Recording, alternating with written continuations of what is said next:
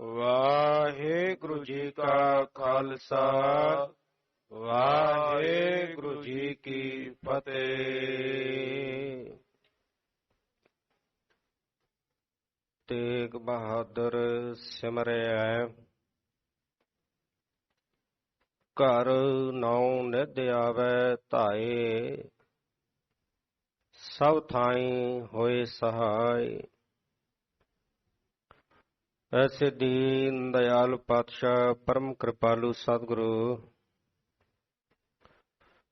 ਧੰਨ ਧੰਨ ਸ੍ਰੀ ਗੁਰੂ ਤੇਗ ਬਹਾਦਰ ਸਾਹਿਬ ਜੀ ਸਤਿਗੁਰਾਂ ਜੀ ਦੇ ਪਾਵਨ ਪਵਿੱਤਰ ਅਸਥਾਨ ਗੁਰਦੁਆਰਾ ਸ੍ਰੀ ਦੁਖ ਨਿਵਾਰਨ ਸਾਹਿਬ ਵਿਖੇ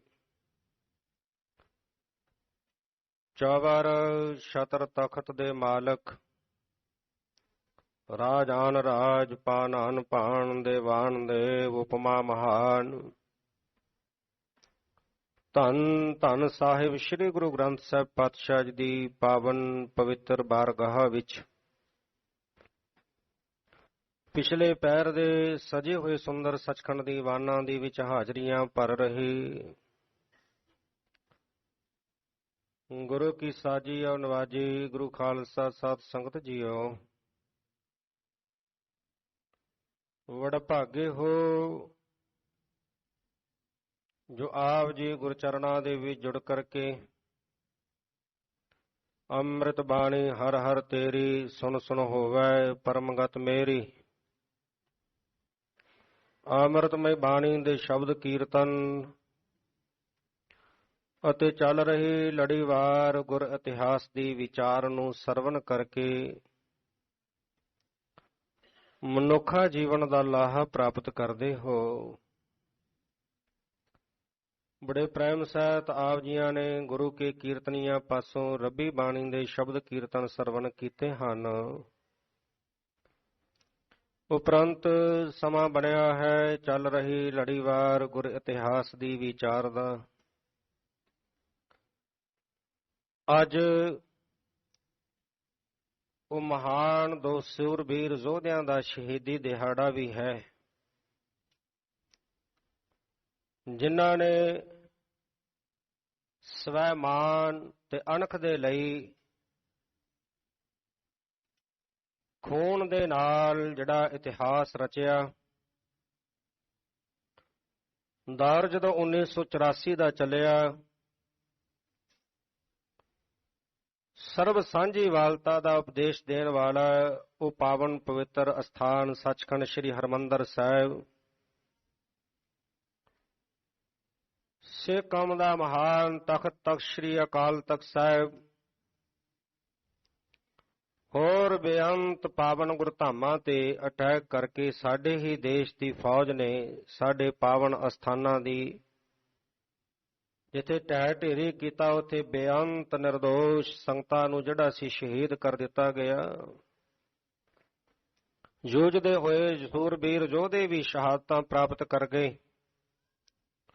ਫਿਰ ਦੌਰ ਚੱਲਿਆ ਜਦੋਂ ਨੌਜਵਾਨਾਂ ਨੂੰ ਨਿਰਦੋਸ਼ ਨੌਜਵਾਨਾਂ ਨੂੰ ਘਰੋਂ ਚੁੱਕ ਕੇ ਝੂਠੇ ਪੁਲਿਸ ਮੁਕਾਬਲੇ ਕਰਕੇ ਸ਼ਹੀਦ ਕਰ ਦਿੱਤਾ ਜਾਂਦਾ ਗਿਆ।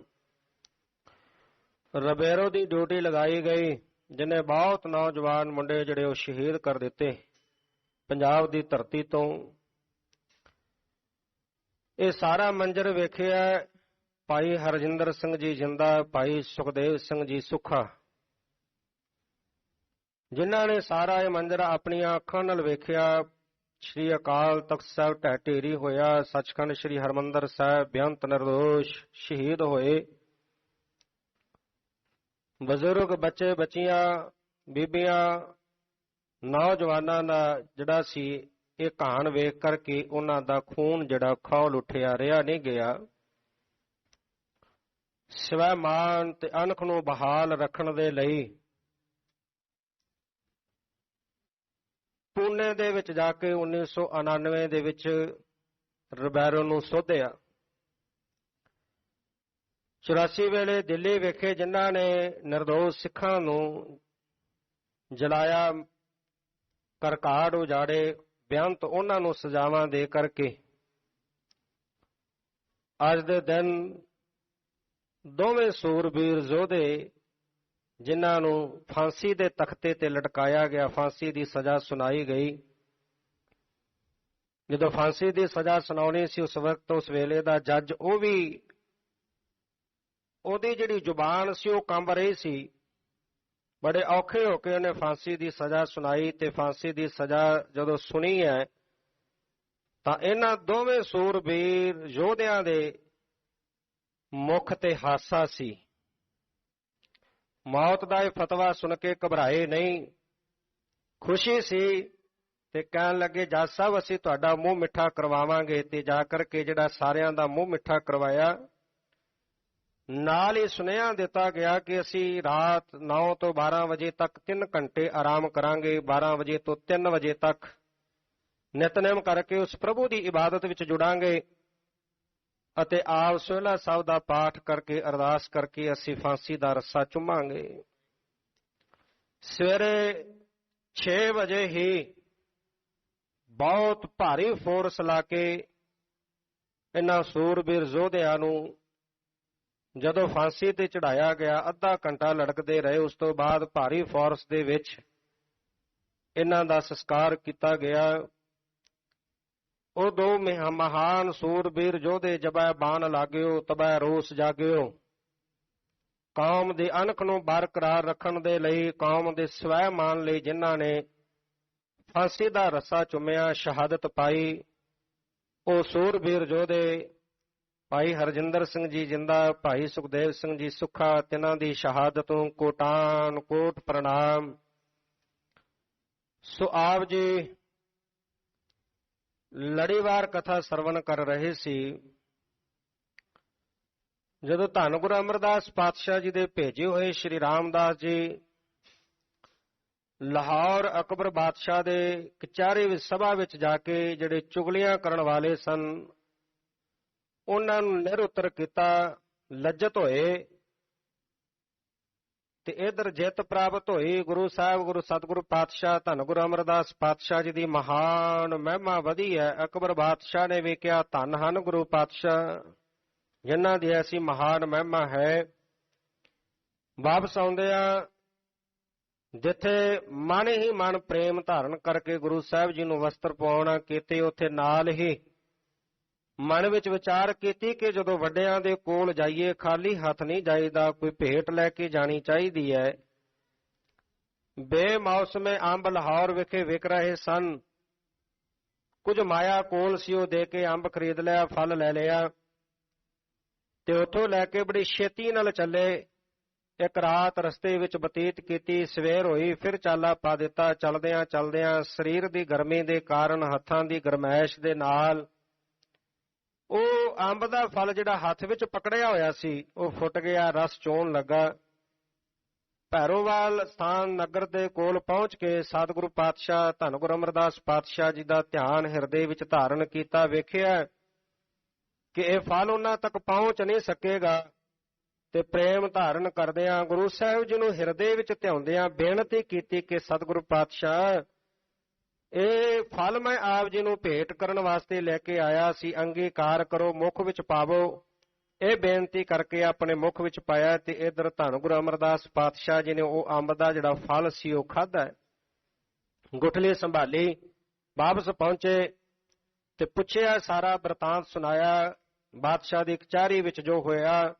ਨਾਲ ਹੀ ਪੁੱਛਿਆ ਸਾਡੇ ਵਾਸਤੇ ਕੀ ਲੈ ਕੇ ਆਏ ਹੋ? ਤੇ ਸਤਿਗੁਰੂ ਪਾਤਸ਼ਾਹ ਗੁਰੂ ਅਮਰਦਾਸ ਪਾਤਸ਼ਾਹ ਜੀ ਨੂੰ ਕਹਿਣ ਲੱਗੇ ਸ਼੍ਰੀ ਰਾਮਦਾਸ ਜੀ ਕਿ ਸਤਿਗੁਰੂ ਜੀ ਤੁਸੀਂ ਅੰਤਰਜਾਮੀ ਜਾਣੀ ਜਾਣ ਹੋ।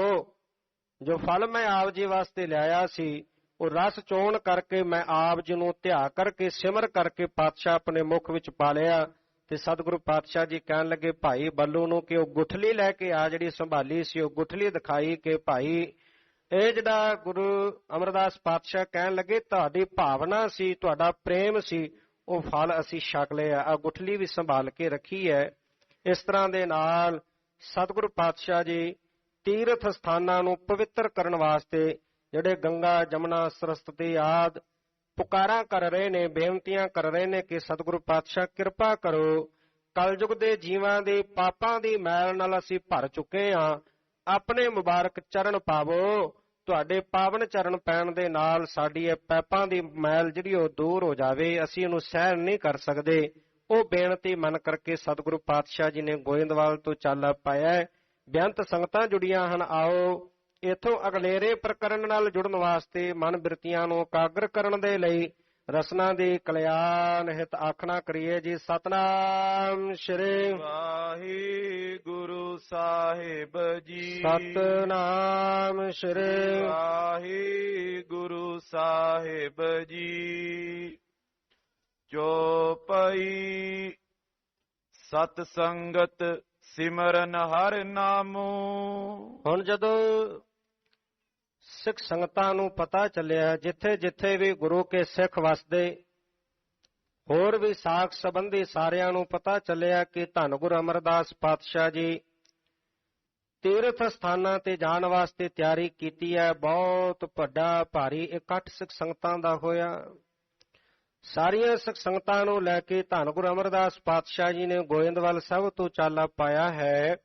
ਸਾਰੀਆਂ ਸੰਗਤਾਂ ਸਤਨਾਮ ਸ੍ਰੀ ਵਾਹਿਗੁਰੂ ਦਾ ਜਾਪ ਕਰਦੀਆਂ ਜਾ ਰਹੀਆਂ ਹਨ। ਹੋਤ ਕੀਰਤਨ ਧੁਨ ਅਬਿਰਾਮੋ। ਤੇ ਕੀਰਤਨ ਦੇ ਉੱਚੀ ਧੁਨ ਉੱਠਦੀ ਹੈ। ਪਾਵਨ ਬਾਣੀ ਦਾ ਗਾਇਨ ਕਰਦਿਆਂ ਪਾਵਨ ਬਾਣੀ ਪੜ੍ਹਦੀਆਂ ਸੰਗਤਾਂ ਜਾ ਰਹੀਆਂ ਹਨ। ਗੋਇੰਦਵਾਲ ਤਿਆਗ ਕਰ ਚਲੀ। ਗੋਇੰਦਵਾਲ ਨਗਰ ਨੂੰ ਛੱਡ ਕਰਕੇ ਚਾਲਾ ਪਾਇਆ ਹੈ। ਸਨੇ ਸਨੇ ਮਗ ਮੈਂ ਬੋ ਮਿਲੀ। ਇਸ ਤਰ੍ਹਾਂ ਦੇ ਨਾਲ ਰਸਤੇ ਵਿੱਚ ਚੱਲਦਿਆਂ ਚੱਲਦਿਆਂ ਜਿੱਥੇ ਜਿੱਥੇ ਵੀ ਗੁਰੂ ਕੀਆਂ ਸਿੱਖ ਸੰਗਤਾਂ ਨਗਰਾਂ ਵਿੱਚ ਵਸਦੀਆਂ ਸਨ, ਉਹ ਜਿਹੜੇ ਰਸਤੇ ਵਿੱਚ ਨਗਰ ਆਏ, ਰਸਤੇ ਦੇ ਵਿੱਚੋਂ ਬਹੁਤ ਸਾਰੀਆਂ ਸੰਗਤਾਂ ਸਤਿਗੁਰੂ ਪਾਤਸ਼ਾਹ ਜੀ ਦੇ ਇਸ ਕਾਫਲੇ ਦੇ ਨਾਲ ਮਿਲਦੀਆਂ ਗਈਆਂ। ਇਕ ਤੋਂ ਨਿਤ ਗੁਰ ਦਰਸ਼ਨ ਕਰੇ। ਹੁਣ ਮਨ ਵਿੱਚ ਖਿਆਲ ਕੀ ਹੈ, ਭਾਵਨਾ ਕੀ ਹੈ ਸਿੱਖ ਸੰਗਤਾਂ ਦੇ, ਕਿ ਇੱਕ ਤਾਂ ਹਰ ਰੋਜ਼ ਧੰਨ ਗੁਰੂ ਅਮਰਦਾਸ ਪਾਤਸ਼ਾਹ ਜੀ ਦੇ ਦਰਸ਼ਨ ਹੋ ਜਾਇਆ ਕਰਨਗੇ। ਜਦੋਂ ਗੁਰੂ ਸਾਹਿਬ ਜੀ ਦੇ ਨਾਲ ਚੱਲ ਕੇ ਜਾਵਾਂਗੇ, ਜਿੰਨੇ ਦਿਨ ਗੁਰੂ ਸਾਹਿਬ ਨਾਲ ਰਹਾਂਗੇ, ਉਹਨੇ ਦਿਨ ਦਰਸ਼ਨਾਂ ਦਾ ਫਲ ਪ੍ਰਾਪਤ ਹੋਵੇਗਾ। ਗੁਰੂ ਕੇ ਦਰਸ਼ਨ ਕਰਨ ਦਾ ਸੁਭਾਗ ਮਿਲੇਗਾ। ਹਰ ਰੋਜ਼ ਗੁਰੂ ਕੇ ਦਰਸ਼ਨ ਹੋਇਆ ਕਰਨਗੇ। ਕੀਰਤਨ ਸੁਨੇ ਅਗਨ ਪਰ ਹਰੇ। ਤੇ ਹਰ ਰੋਜ਼ ਰੱਬੀ ਬਾਣੀ ਦਾ ਗਾਇਨ ਹੋਵੇਗਾ, ਸ਼ਬਦ ਕੀਰਤਨ ਹੋਵੇਗਾ। ਉਹ ਕੀਰਤਨ ਦੇ ਨਾਲ ਜਿਹੜੇ ਸਾਡੇ ਪਾਪ ਹਨ ਉਹ ਨਾਸ਼ ਹੋ ਜਾਣਗੇ, ਪਾਪਾਂ ਦਾ ਖਾਤਮਾ ਹੋ ਜਾਵੇਗਾ। ਕੀਰਤਨ ਸੁਣਨ ਦੇ ਨਾਲ ਆਤਮਾ ਪਵਿੱਤਰ ਹੋ ਜਾਵੇਗੀ। ਬਹੁਰ ਜੀ ਜਵਾ ਤੁਰਕਨ ਕੀਰਾ। ਤੇ ਦੂਸਰਾ, ਉਸ ਵਕਤ ਤੁਰਕਾਂ ਦਾ ਰਾਜ ਸੀ, ਮੁਗਲਾਂ ਦਾ ਰਾਜ ਸੀ। ਇਹਨਾਂ ਵੱਲੋਂ ਤੀਰਥਾਂ ਤੇ ਜਾਣ ਵਾਲਿਆਂ ਤੋਂ ਜਜੀਆ ਲਿਆ ਜਾਂਦਾ ਸੀ, ਟੈਕਸ ਵਸੂਲਿਆ ਜਾਂਦਾ ਸੀ। ਜਦੋਂ ਅਰਬ ਕੰਟਰੀਆਂ ਤੋਂ ਬਾਹਰ ਬਾਕੀ ਦੇ ਦੇਸ਼ਾਂ ਦੇ ਵਿੱਚ ਇਸਲਾਮ ਦਾ ਪ੍ਰਸਾਰ ਹੋਇਆ, ਤਾਂ ਜਦੋਂ ਉਹਨਾਂ ਦੇਸ਼ਾਂ ਦੇ ਲੋਕਾਂ ਨੇ ਇਸਲਾਮ, ਜਿਨ੍ਹਾਂ ਨੇ ਕਬੂਲ ਨਹੀਂ ਕੀਤਾ, ਇਸਲਾਮ ਧਾਰਨ ਨਹੀਂ ਕੀਤਾ, ਉਹਨਾਂ ਤੋਂ ਇਹ ਟੈਕਸ ਲਿਆ ਜਾਂਦਾ ਸੀ। ਇਹ ਤੁਰਕ ਜਿਹੜੇ ਸਨ ਉਹਨਾਂ ਤੋਂ ਟੈਕਸ ਵਸੂਲਦੇ, ਵੱਡੀ ਉਮਰ ਦੇ ਛੋਟੇ ਬੱਚਿਆਂ ਤੋਂ ਟੈਕਸ ਵਸੂਲਦੇ। ਇਸ ਕਰ ਤੋਂ ਕੇਵਲ ਜਿਹੜੀਆਂ ਔਰਤਾਂ ਸਨ ਉਹ ਮੁਕਤ ਸਨ, ਔਰਤਾਂ ਤੋਂ ਇਹ ਟੈਕਸ ਨਹੀਂ ਸੀ ਲਿਆ ਜਾਂਦਾ। ਬਾਕੀ ਇਸ ਟੈਕਸ ਦੀ ਜਿਹੜੀ ਰਕਮ ਸੀ ਉਹ ਵੱਧਦੀ ਘਟਦੀ ਰਹਿੰਦੀ ਸਮੇਂ ਦੇ ਮੁਤਾਬਕ। ਤੇ ਜਦੋਂ ਅਕਬਰ ਦਾ ਸਮਾਂ ਆਇਆ, ਕਿਉਂਕਿ ਸਤਿਗੁਰੂ ਪਾਤਸ਼ਾਹ ਜੀ ਨੇ ਅਕਬਰ ਬਾਦਸ਼ਾਹ ਨੂੰ ਕਹਿ ਕੇ ਇਹ ਜਿਹੜਾ ਜਜੀਆ ਲੱਗਦਾ ਸੀ, ਟੈਕਸ ਲੱਗਦਾ ਸੀ, ਇਹ ਮੁਆਫ ਕਰਾ ਦਿੱਤਾ ਸੀ। ਅਕਬਰ ਬਾਦਸ਼ਾਹ ਨੇ ਟੈਕਸ ਲੈਣਾ ਬੰਦ ਕਰ ਦਿੱਤਾ। ਪਰ ਜਦੋਂ ਔਰੰਗਜ਼ੇਬ ਦਾ ਹੁਕਮ ਆਇਆ, ਜਦੋਂ ਰਾਜ ਆਇਆ, ਤਾਂ ਔਰੰਗਜ਼ੇਬ ਨੇ ਹੁਕਮ ਦੁਬਾਰਾ ਲਾਗੂ ਕਰ ਦਿੱਤਾ। ਇਹ ਟੈਕਸ ਲੈਣਾ ਦੁਬਾਰਾ ਜਿਹੜਾ ਸੀ ਉਹ ਸ਼ੁਰੂ ਕਰ ਦਿੱਤਾ। ਤੇ ਨਾਲ ਇਹ ਹੁਕਮ ਕੀਤਾ ਕਿ ਕਾਫਰ ਗੈਰ ਮੁਸਲਮਾਨ ਜਿਨ੍ਹਾਂ ਨੇ ਇਸਲਾਮ ਧਾਰਨ ਨਹੀਂ ਕੀਤਾ, ਉਹ ਖੁਦ ਬਖੁਦ ਅਦਾਲਤ ਵਿੱਚ ਪੇਸ਼ ਹੋ ਕੇ ਇਹ ਜਿਹੜਾ ਕਰ ਹੈ, ਜਿਹੜਾ ਟੈਕਸ ਹੈ, ਉਹ ਆਪ ਇੱਥੇ ਭਰਿਆ ਕਰਨਗੇ। ਇਸ ਤਰ੍ਹਾਂ ਦੇ ਨਾਲ ਇਹ ਜਿਹੜਾ ਜਜੀਆ ਲਿਆ ਜਾਂਦਾ। ਸੋ ਮਨ ਵਿੱਚ ਇਹ ਵਿਚਾਰ ਕੀਤੀ ਕਿ ਜਿੱਥੇ ਸਤਿਗੁਰੂ ਪਾਤਸ਼ਾਹ ਜੀ ਦੇ ਦਰਸ਼ਨ ਹੋਇਆ ਕਰਨਗੇ, ਕੀਰਤਨ ਸੁਣ ਕੇ ਆਤਮਾ ਪਵਿੱਤਰ ਹੋਵੇਗੀ, ਪਾਪਾਂ ਦਾ ਨਾਸ਼ ਹੋਵੇਗਾ, ਉੱਥੇ ਨਾਲ ਹੀ ਜਿਹੜਾ ਤੀਰਥ ਸਥਾਨਾਂ ਤੇ ਜਾਣ ਤੇ ਟੈਕਸ ਲੱਗਦਾ ਹੈ, ਕਰ ਲਿਆ ਜਾਂਦਾ ਹੈ, ਉਹਦੇ ਤੋਂ ਵੀ ਛੋਟ ਮਿਲੇਗੀ, ਸੁਖ ਮਿਲੇਗਾ। ਉਲੰਘੇ ਤਿਸ ਕੋ ਏ ਸੁਖ ਹੀਰਾ। ਇਸ ਪ੍ਰਕਾਰ ਦੇ ਨਾਲ ਗੁਰੂ ਸਾਹਿਬ ਜੀ ਦੇ ਜਾਣ ਦੇ ਨਾਲ ਇਹਦੇ ਤੋਂ ਵੀ, ਕਰ ਤੋਂ ਵੀ, ਟੈਕਸ ਤੋਂ ਵੀ ਰਹਿਤ ਹੋਵਾਂਗੇ। ਸੁਖ ਦੇ ਨਾਲ ਜਾ ਕਰਕੇ ਗੁਰੂ ਸਾਹਿਬ ਜੀ ਦੇ ਨਾਲ ਸਾਰੇ ਤੀਰਥ ਸਥਾਨਾਂ ਦੇ ਦਰਸ਼ਨ ਕਰਾਂਗੇ। ਜਾਂ ਤੇ ਮਿਲੇ ਸੰਗ ਵੱਡ ਭਾਗੇ, ਤੇ ਵੱਡਿਆਂ ਭਾਗਾਂ ਵਾਲੇ ਜਿਹੜੇ ਹਨ ਉਹ ਗੁਰੂ ਸਾਹਿਬ ਜੀ ਦੇ ਸੰਗ ਦੇ ਨਾਲ ਆ ਕੇ ਮਿਲੇ ਹਨ। ਚਲੇ ਜਾ ਰਸ ਪ੍ਰੇਮ ਸੁਪਾਗੇ, ਸਾਰੇ ਬੜੇ ਪ੍ਰੇਮ ਦੇ ਸਹਿਤ ਧੰਨ ਗੁਰ ਅਮਰਦਾਸ ਪਾਤਸ਼ਾਹ ਜੀ ਦੇ ਨਾਲ ਤੁਰੇ ਜਾ ਰਹੇ ਹਨ। ਉਲੰਘ ਵਿਪਾਸਾ ਸਲਿਤਾ ਸਾਰੇ, ਜਿਹੜਾ ਬਿਆਸ ਦਰਿਆ ਸੀ, ਚਲਦਿਆਂ ਚਲਦਿਆਂ ਗੋਇੰਦਵਾਲ ਸਾਹਿਬ ਤੋਂ ਜਦੋਂ ਚਾਲਾ ਪਾਇਆ, ਪੈਂਡਾ ਤੈਅ ਕਰਦਿਆਂ ਬਿਆਸ ਦਰਿਆ ਲੰਘ ਕਰਕੇ ਆਏ ਹਨ। ਦੇਸ਼ ਦੁਆਬੇ ਵਿੱਚ ਪਧਾਰੇ, ਦੁਆਬੇ ਦੇਸ਼ ਦੇ ਵਿੱਚ ਆਣ ਕੇ ਪ੍ਰਵੇਸ਼ ਕੀਤਾ ਹੈ। ਸਨੇ ਸਨੇ ਕਰ ਤਿਆਗੇ ਉਸਾਰੋ, ਹੌਲੀ ਹੌਲੀ ਚੱਲਦਿਆਂ ਇਹ ਜਿਹੜਾ ਦੁਆਬੇ ਦਾ ਇਲਾਕਾ ਸੀ ਉਹ ਵੀ ਸਾਰਾ ਤੈਅ ਕਰ ਲਿਆ, ਇਹ ਪੈਂਡਾ ਮੁਕਾਇਆ ਹੈ। ਸੁਤਦਰਵ ਕੋ ਪੁਨ ਆਏ ਨਿਹਾਰੋ, ਦੁਆਬੇ ਦਾ ਇਲਾਕਾ ਲੰਘ ਕਰਕੇ ਅੱਗੇ ਜਿਹੜਾ ਸਤਲੁਜ ਦਰਿਆ ਹੈ, ਇਹ ਸਤਲੁਜ ਦਰਿਆ ਦੇ ਨਜ਼ਦੀਕ ਆਣ ਪਹੁੰਚੇ ਹਨ। ਬਹੁ ਗੰਭੀਰ ਨੀਰ ਜਿਸ ਮਾਹੀ, ਸਤਲੁਜ ਦਰਿਆ ਦੇ ਵਿੱਚ ਬਹੁਤ ਡੂੰਘਾ ਪਾਣੀ ਵਹਿ ਰਿਹਾ ਸੀ, ਬੜਾ ਡੂੰਘਾ ਸੀ, ਜਲ ਦਾ ਬੜਾ ਜਿਹੜਾ ਤੇਜ਼ ਪ੍ਰਵਾਹ ਚੱਲ ਰਿਹਾ ਸੀ। ਸਭ ਸੰਗਤ ਮੱਜਨ ਕਰ ਤਾਹੀ, ਰਸਤੇ ਦੇ ਥਕਾਵਟ ਸੀ, ਥਕਾਵਟ ਨੂੰ ਦੂਰ ਕਰਨ ਦੇ ਲਈ ਸਾਰੀ ਸੰਗਤ ਨੇ ਜਦੋਂ ਸਤਲੁਜ ਦਰਿਆ ਤੇ ਪਹੁੰਚੇ ਤੇ ਦਰਿਆ ਦੇ ਇੱਥੇ ਪਹੁੰਚ ਕਰਕੇ ਸਾਰੀ ਸਿੱਖ ਸੰਗਤ ਨੇ ਇਸ਼ਨਾਨ ਕੀਤਾ ਹੈ। ਚੜ ਕਰ ਤਰੀ ਭਏ ਪੁਨ ਪਾਰੀ, ਫਿਰ ਸਾਰੇ ਬੇੜੀਆਂ ਵਿੱਚ ਸਵਾਰ ਹੋਏ, ਕਿਉਂਕਿ ਉਸ ਵਕਤ ਦਰਿਆਵਾਂ ਨੂੰ ਪਾਰ ਕਰਨ ਲਈ ਬੇੜੀਆਂ ਹੋਇਆ ਕਰਦੀਆਂ ਸਨ। ਬੇੜੀਆਂ ਤੇ ਸਵਾਰ ਹੋ ਕੇ ਦਰਿਆ ਪਾਰ ਕੀਤੇ ਜਾਂਦੇ। ਸਤਲੁਜ ਦਰਿਆ ਨੂੰ ਪਾਰ ਕਰਨ ਦੇ ਲਈ ਸਾਰੇ ਹੁਣ ਜਿਹੜੇ ਉਹ ਬੇੜੀ ਦੇ ਵਿੱਚ ਸਵਾਰ ਹੋਏ ਹਨ ਗੁਰੂ ਸਾਹਿਬ ਜੀ ਦੇ ਸਮੇਤ। ਗਮਨੇ ਸਤਿਗੁਰ ਬਹੁਰ ਅਗਾਰੀ, ਇਸ ਤਰ੍ਹਾਂ ਦੇ ਨਾਲ ਬੇੜੀਆਂ ਵਿੱਚ ਸਵਾਰ ਹੋ ਕੇ ਸਤਲੁਜ ਦਰਿਆ ਨੂੰ ਪਾਰ ਕੀਤਾ। ਪਾਰ ਕਰਕੇ ਧੰਨ ਗੁਰੂ ਅਮਰਦਾਸ ਪਾਤਸ਼ਾਹ ਜੀ ਸਾਰਿਆਂ ਤੋਂ ਅੱਗੇ ਚੱਲੇ ਹਨ। ਕਬ ਬੜਵਾ ਪਰ ਕਰੇ ਪਿਆਨ, ਤੇ ਧੰਨ ਗੁਰੂ ਅਮਰਦਾਸ ਪਾਤਸ਼ਾਹ ਜੀ ਹੁਣ ਕਦੇ ਘੋੜੀ ਤੇ ਸਵਾਰ ਹੋ ਜਾਂਦੇ ਹਨ, ਕਬ ਗੁਰ ਗਮਨੇ ਚੜ ਚੰਪਾਨ, ਤੇ ਕਦੇ ਪਾਲਕੀ ਦੇ ਵਿੱਚ ਸਵਾਰ ਹੋ ਜਾਂਦੇ। ਕੁਝ ਸਮਾਂ ਸਫ਼ਰ ਜਿਹੜਾ ਘੋੜੀ ਤੇ ਤੈਅ ਕਰਦੇ, ਕੁਝ ਸਫ਼ਰ ਪਾਲਕੀ ਦੇ ਵਿੱਚ ਬੈਠ ਕਰਕੇ ਸਤਿਗੁਰੂ ਪਾਤਸ਼ਾਹ ਸਵਾਰ ਹੋ ਕੇ ਸਫ਼ਰ ਤੈਅ ਕਰਦੇ ਹਨ। ਸ਼ਮਸ ਸਵੇਤ ਬਹੁ ਬ੍ਰਿਧ ਸਰੀਰ, ਸਤਿਗੁਰੂ ਧੰਨ ਗੁਰੂ ਅਮਰਦਾਸ ਪਾਤਸ਼ਾਹ ਜੀ ਦੀ ਬਜ਼ੁਰਗੀ ਦੀ ਅਵਸਥਾ ਹੈ, ਔਰ ਸਤਿਗੁਰੂ ਪਾਤਸ਼ਾਹ ਜੀ ਦੀ ਜਿਹੜੀ ਸ਼ਮਸ ਦਾੜਾ ਹੈ, ਬੜਾ ਸਫੇਦ ਰੰਗ ਦਾ ਸੋਹਣਾ ਜਿਹੜਾ ਚਿੱਟਾ ਸਫੇਦ ਰੰਗ ਦਾ ਦਾੜਾ ਸ਼ੋਭਦਾ ਹੈ। ਅਤਸ਼ੈ ਸੇਤ ਤਰੇ ਬਰ ਚੀਰ, ਤੇ ਸਤਿਗੁਰੂ ਪਾਤਸ਼ਾਹ ਜੀ ਨੇ ਸਫੇਦ ਰੰਗ ਦੇ ਬੜੇ ਸੋਹਣੇ ਸੁੰਦਰ ਵਸਤਰ ਆਪਣੇ ਸਰੀਰ ਤੇ ਧਾਰਨ ਕੀਤੇ ਹੋਏ ਹਨ। ਸੁਜਸ ਸਵੇਤ ਬਿਸਤਰੇ ਵਿਸਾਲਾ, ਸਤਿਗੁਰੂ ਪਾਤਸ਼ਾਹ ਜੀ ਦਾ ਮਹਾਨ ਸੀਤਲਤਾ ਵਾਲਾ ਜਿਹੜਾ ਸੁਜਸ ਹੈ ਉਹ ਚਾਰੇ ਪਾਸੇ ਫੈਲਿਆ ਹੈ। ਤਥਾ ਸਵੇਤ ਮਨ ਹੈ ਸਭ ਕਾਲਾ, ਧੰਨ ਗੁਰੂ ਅਮਰਦਾਸ ਪਾਤਸ਼ਾਹ ਜੀ ਜਿਨ੍ਹਾਂ ਦਾ ਮਨ ਸਦਾ ਹੀ ਨਿਰਮਲ ਰਹਿੰਦਾ ਹੈ, ਨਿਰਮਲ ਬਿਰਤੀ ਨੂੰ ਧਾਰਨ ਕੀਤਾ ਹੋਇਆ ਹੈ, ਐਸੇ ਸਤਿਗੁਰੂ ਪਾਤਸ਼ਾਹ ਜੀ ਦਾ ਮਹਾਨ ਸ੍ਰੇਸ਼ਟ ਸੁਜਸ ਚਾਰੇ ਪਾਸੇ ਸਿੱਖ ਸੰਗਤਾਂ ਕਰਦੀਆਂ ਹਨ।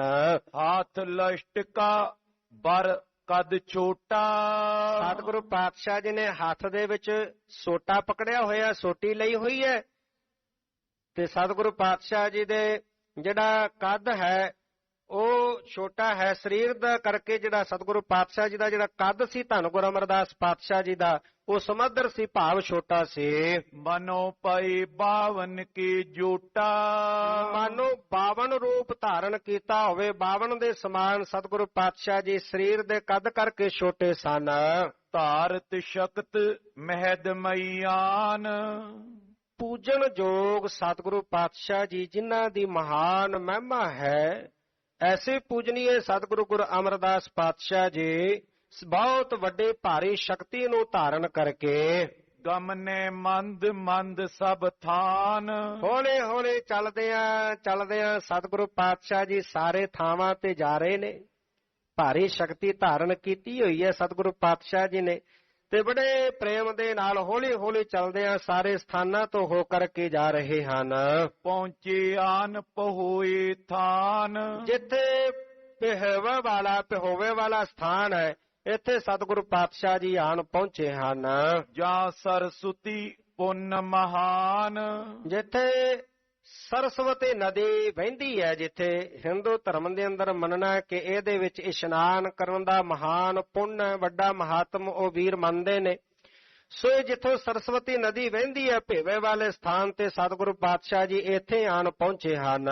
ਨਾਨਾ ਕਾਟ ਰਿਖੀਨ ਤਪ ਤਪੇ, ਜਿੱਥੇ ਇਸ ਸਰਸਵਤੀ ਨਦੀ ਦੇ ਕਿਨਾਰੇ ਤੇ ਬਹੁਤ ਮਹਾਨ ਤਪੀ ਜਨਾਂ ਨੇ ਤਪ ਦੀ ਸਾਧਨਾ ਕੀਤੀ, ਤਪ ਸਾਧਿਆ ਹੈ। ਬਰਖ ਹਜ਼ਾਰੋਂ ਜਾਪਨ ਜਪੇ, ਹਜ਼ਾਰਾਂ ਵਰਖ ਹਜ਼ਾਰਾਂ ਸਾਲ ਜਿਨ੍ਹਾਂ ਨੇ ਇੱਥੇ ਰਹਿ ਕੇ ਕਠਨ ਘਾਲਣਾ ਘਾਲ ਕੇ ਤਪੀਆਂ ਨੇ ਤਪ ਕੀਤਾ।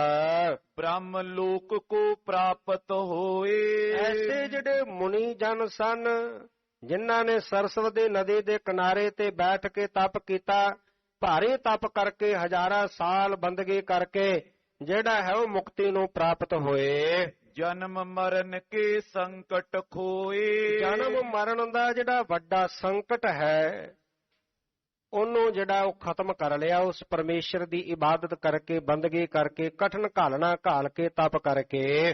ਤਹਾਂ ਸਤਿਗੁਰੂ ਕੀਨਸ ਡੇਰਾ, ਹੁਣ ਜਿਹੜਾ ਇਹ ਸਰਸਵਤੀ ਵਾਲਾ ਸਥਾਨ ਸੀ ਜਿੱਥੇ ਬਹੁ ਗਿਣਤੀ ਵਿੱਚ ਮੁਨੀ ਜਨਾਂ ਨੇ ਰਹਿ ਕੇ ਤਪ ਕੀਤਾ, ਹਜ਼ਾਰਾਂ ਸਾਲ ਤਪ ਕੀਤਾ, ਮੁਕਤੀ ਨੂੰ ਪ੍ਰਾਪਤ ਹੋਏ, ਜਨਮ ਮਰਨ ਤੋਂ ਮੁਕਤ ਹੋਏ, ਇਸ ਸਥਾਨ ਤੇ ਸਤਿਗੁਰੂ ਪਾਤਸ਼ਾਹ ਜੀ ਨੇ ਆ ਕੇ ਡੇਰਾ ਕੀਤਾ ਹੈ। ਸੰਗ ਸੰਗਤਾ ਮੇਲ ਕਨੇਰਾ, ਸਤਿਗੁਰੂ ਪਾਤਸ਼ਾਹ ਜੀ ਦੇ ਨਾਲ ਬਹੁਤ ਵੱਡੀ ਗਿਣਤੀ ਵਿੱਚ ਸੰਗਤਾਂ ਸਨ, ਸੰਗਤਾਂ ਦਾ ਇਕੱਠ ਸੀ।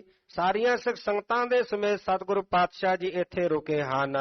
ਬਹੁ ਕਾਟਨ ਪਿਕ ਸਰਸਵਤੀ ਕੇ, ਹੁਣ ਸਰਸਵਤੀ ਨਦੀ ਦੇ ਬਹੁਤ ਜਿਹੜੇ ਘਾਟ ਸਨ ਉਹਨਾਂ ਘਾਟਾਂ ਨੂੰ ਵੇਖਿਆ ਹੈ। ਸਿੱਖ ਕਰ ਜੋਰ ਪ੍ਰਸ਼ਨ ਕੀਏ ਨੀਕੇ, ਜਦੋਂ ਜਿੰਨੀਆਂ ਵੀ ਸਿੱਖ ਸੰਗਤਾਂ ਨਾਲ ਸਨ ਸਾਰੀਆਂ ਸਿੱਖ ਸੰਗਤਾਂ ਨੇ ਬਹੁਤ ਘਾਟ ਵੇਖੇ ਸਰਸਵਤੀ ਨਦੀ ਦੇ, ਤੇ ਇਹਨਾਂ ਘਾਟਾਂ ਨੂੰ ਵੇਖ ਕਰਕੇ ਧੰਨ ਗੁਰੂ ਅਮਰਦਾਸ ਪਾਤਸ਼ਾਹ ਜੀ ਨੂੰ ਪੁੱਛਣ ਲੱਗੇ, ਪ੍ਰਸ਼ਨ ਕੀਤਾ।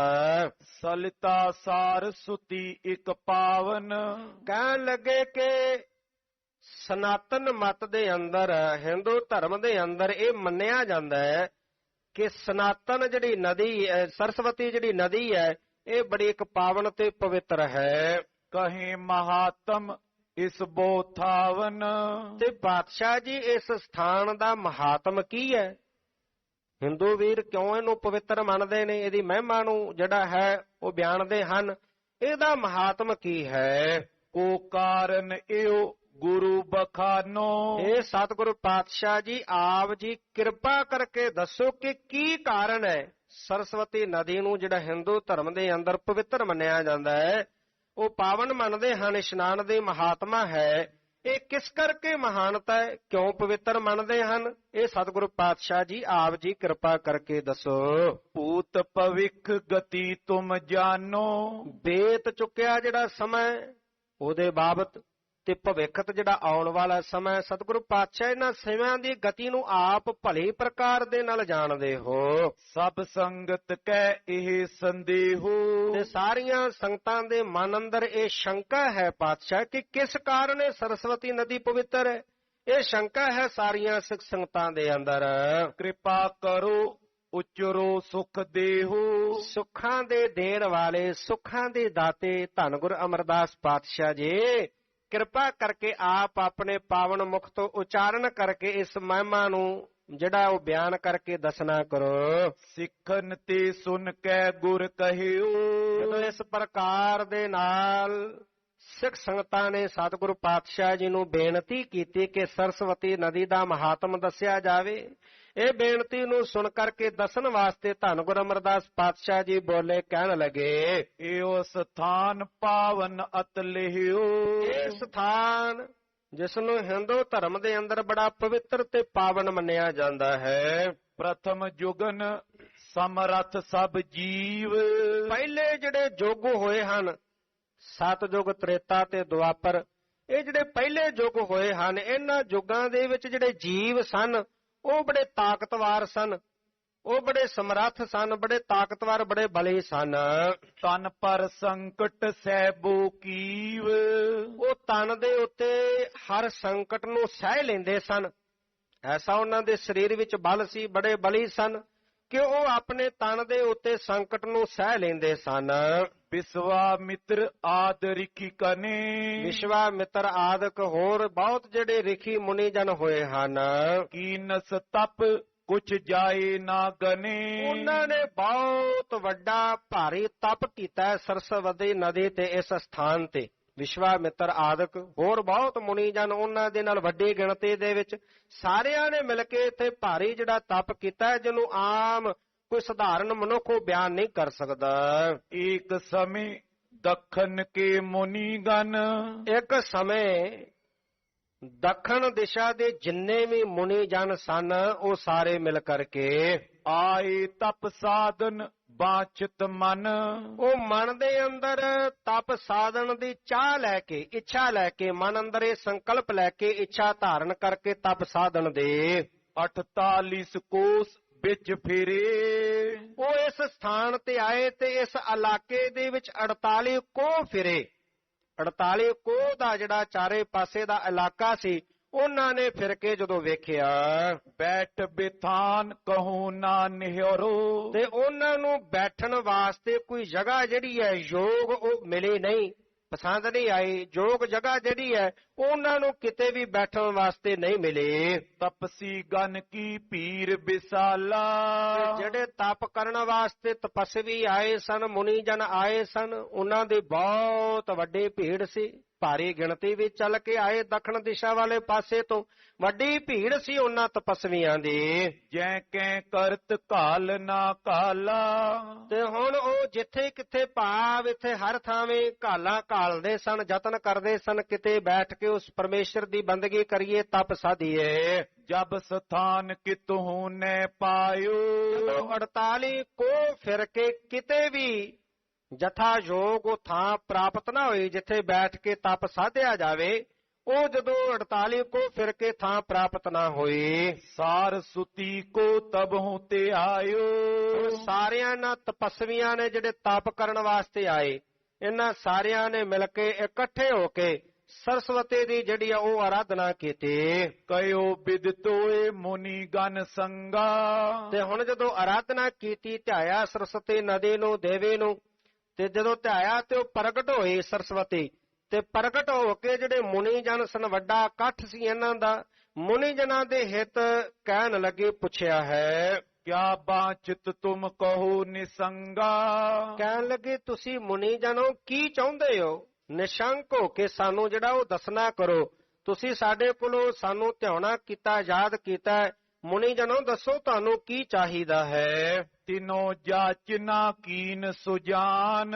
ਤੇ ਉਸ ਵਕਤ ਮੁਨੀਆਂ ਨੇ ਮੰਗ ਕੀਤੀ। ਸਾਰੇ ਮੁਨੀਆਂ ਨੇ ਮਿਲ ਕਰਕੇ ਜਦੋਂ ਸਰਸਵਤੀ ਨੇ ਪ੍ਰਗਟ ਹੋ ਕੇ ਪੁੱਛਿਆ, ਤੇ ਸਾਰੇ ਮੁਨੀਆਂ ਨੇ ਮਿਲ ਕਰਕੇ ਮੰਗ ਕੀਤੀ, ਹੇ ਦੇਵੀ ਦਿਓ ਬੈਠਨ ਥਾਨ। ਕਹਿਣ ਲੱਗੇ, ਹੇ ਸਰਸਵਤੀ ਦੇਵੀ, ਅਸੀਂ ਸਾਰੇ ਮਿਲ ਕੇ ਇੱਥੇ ਤਪ ਕਰਨ ਵਾਸਤੇ ਆਏ ਹਾਂ।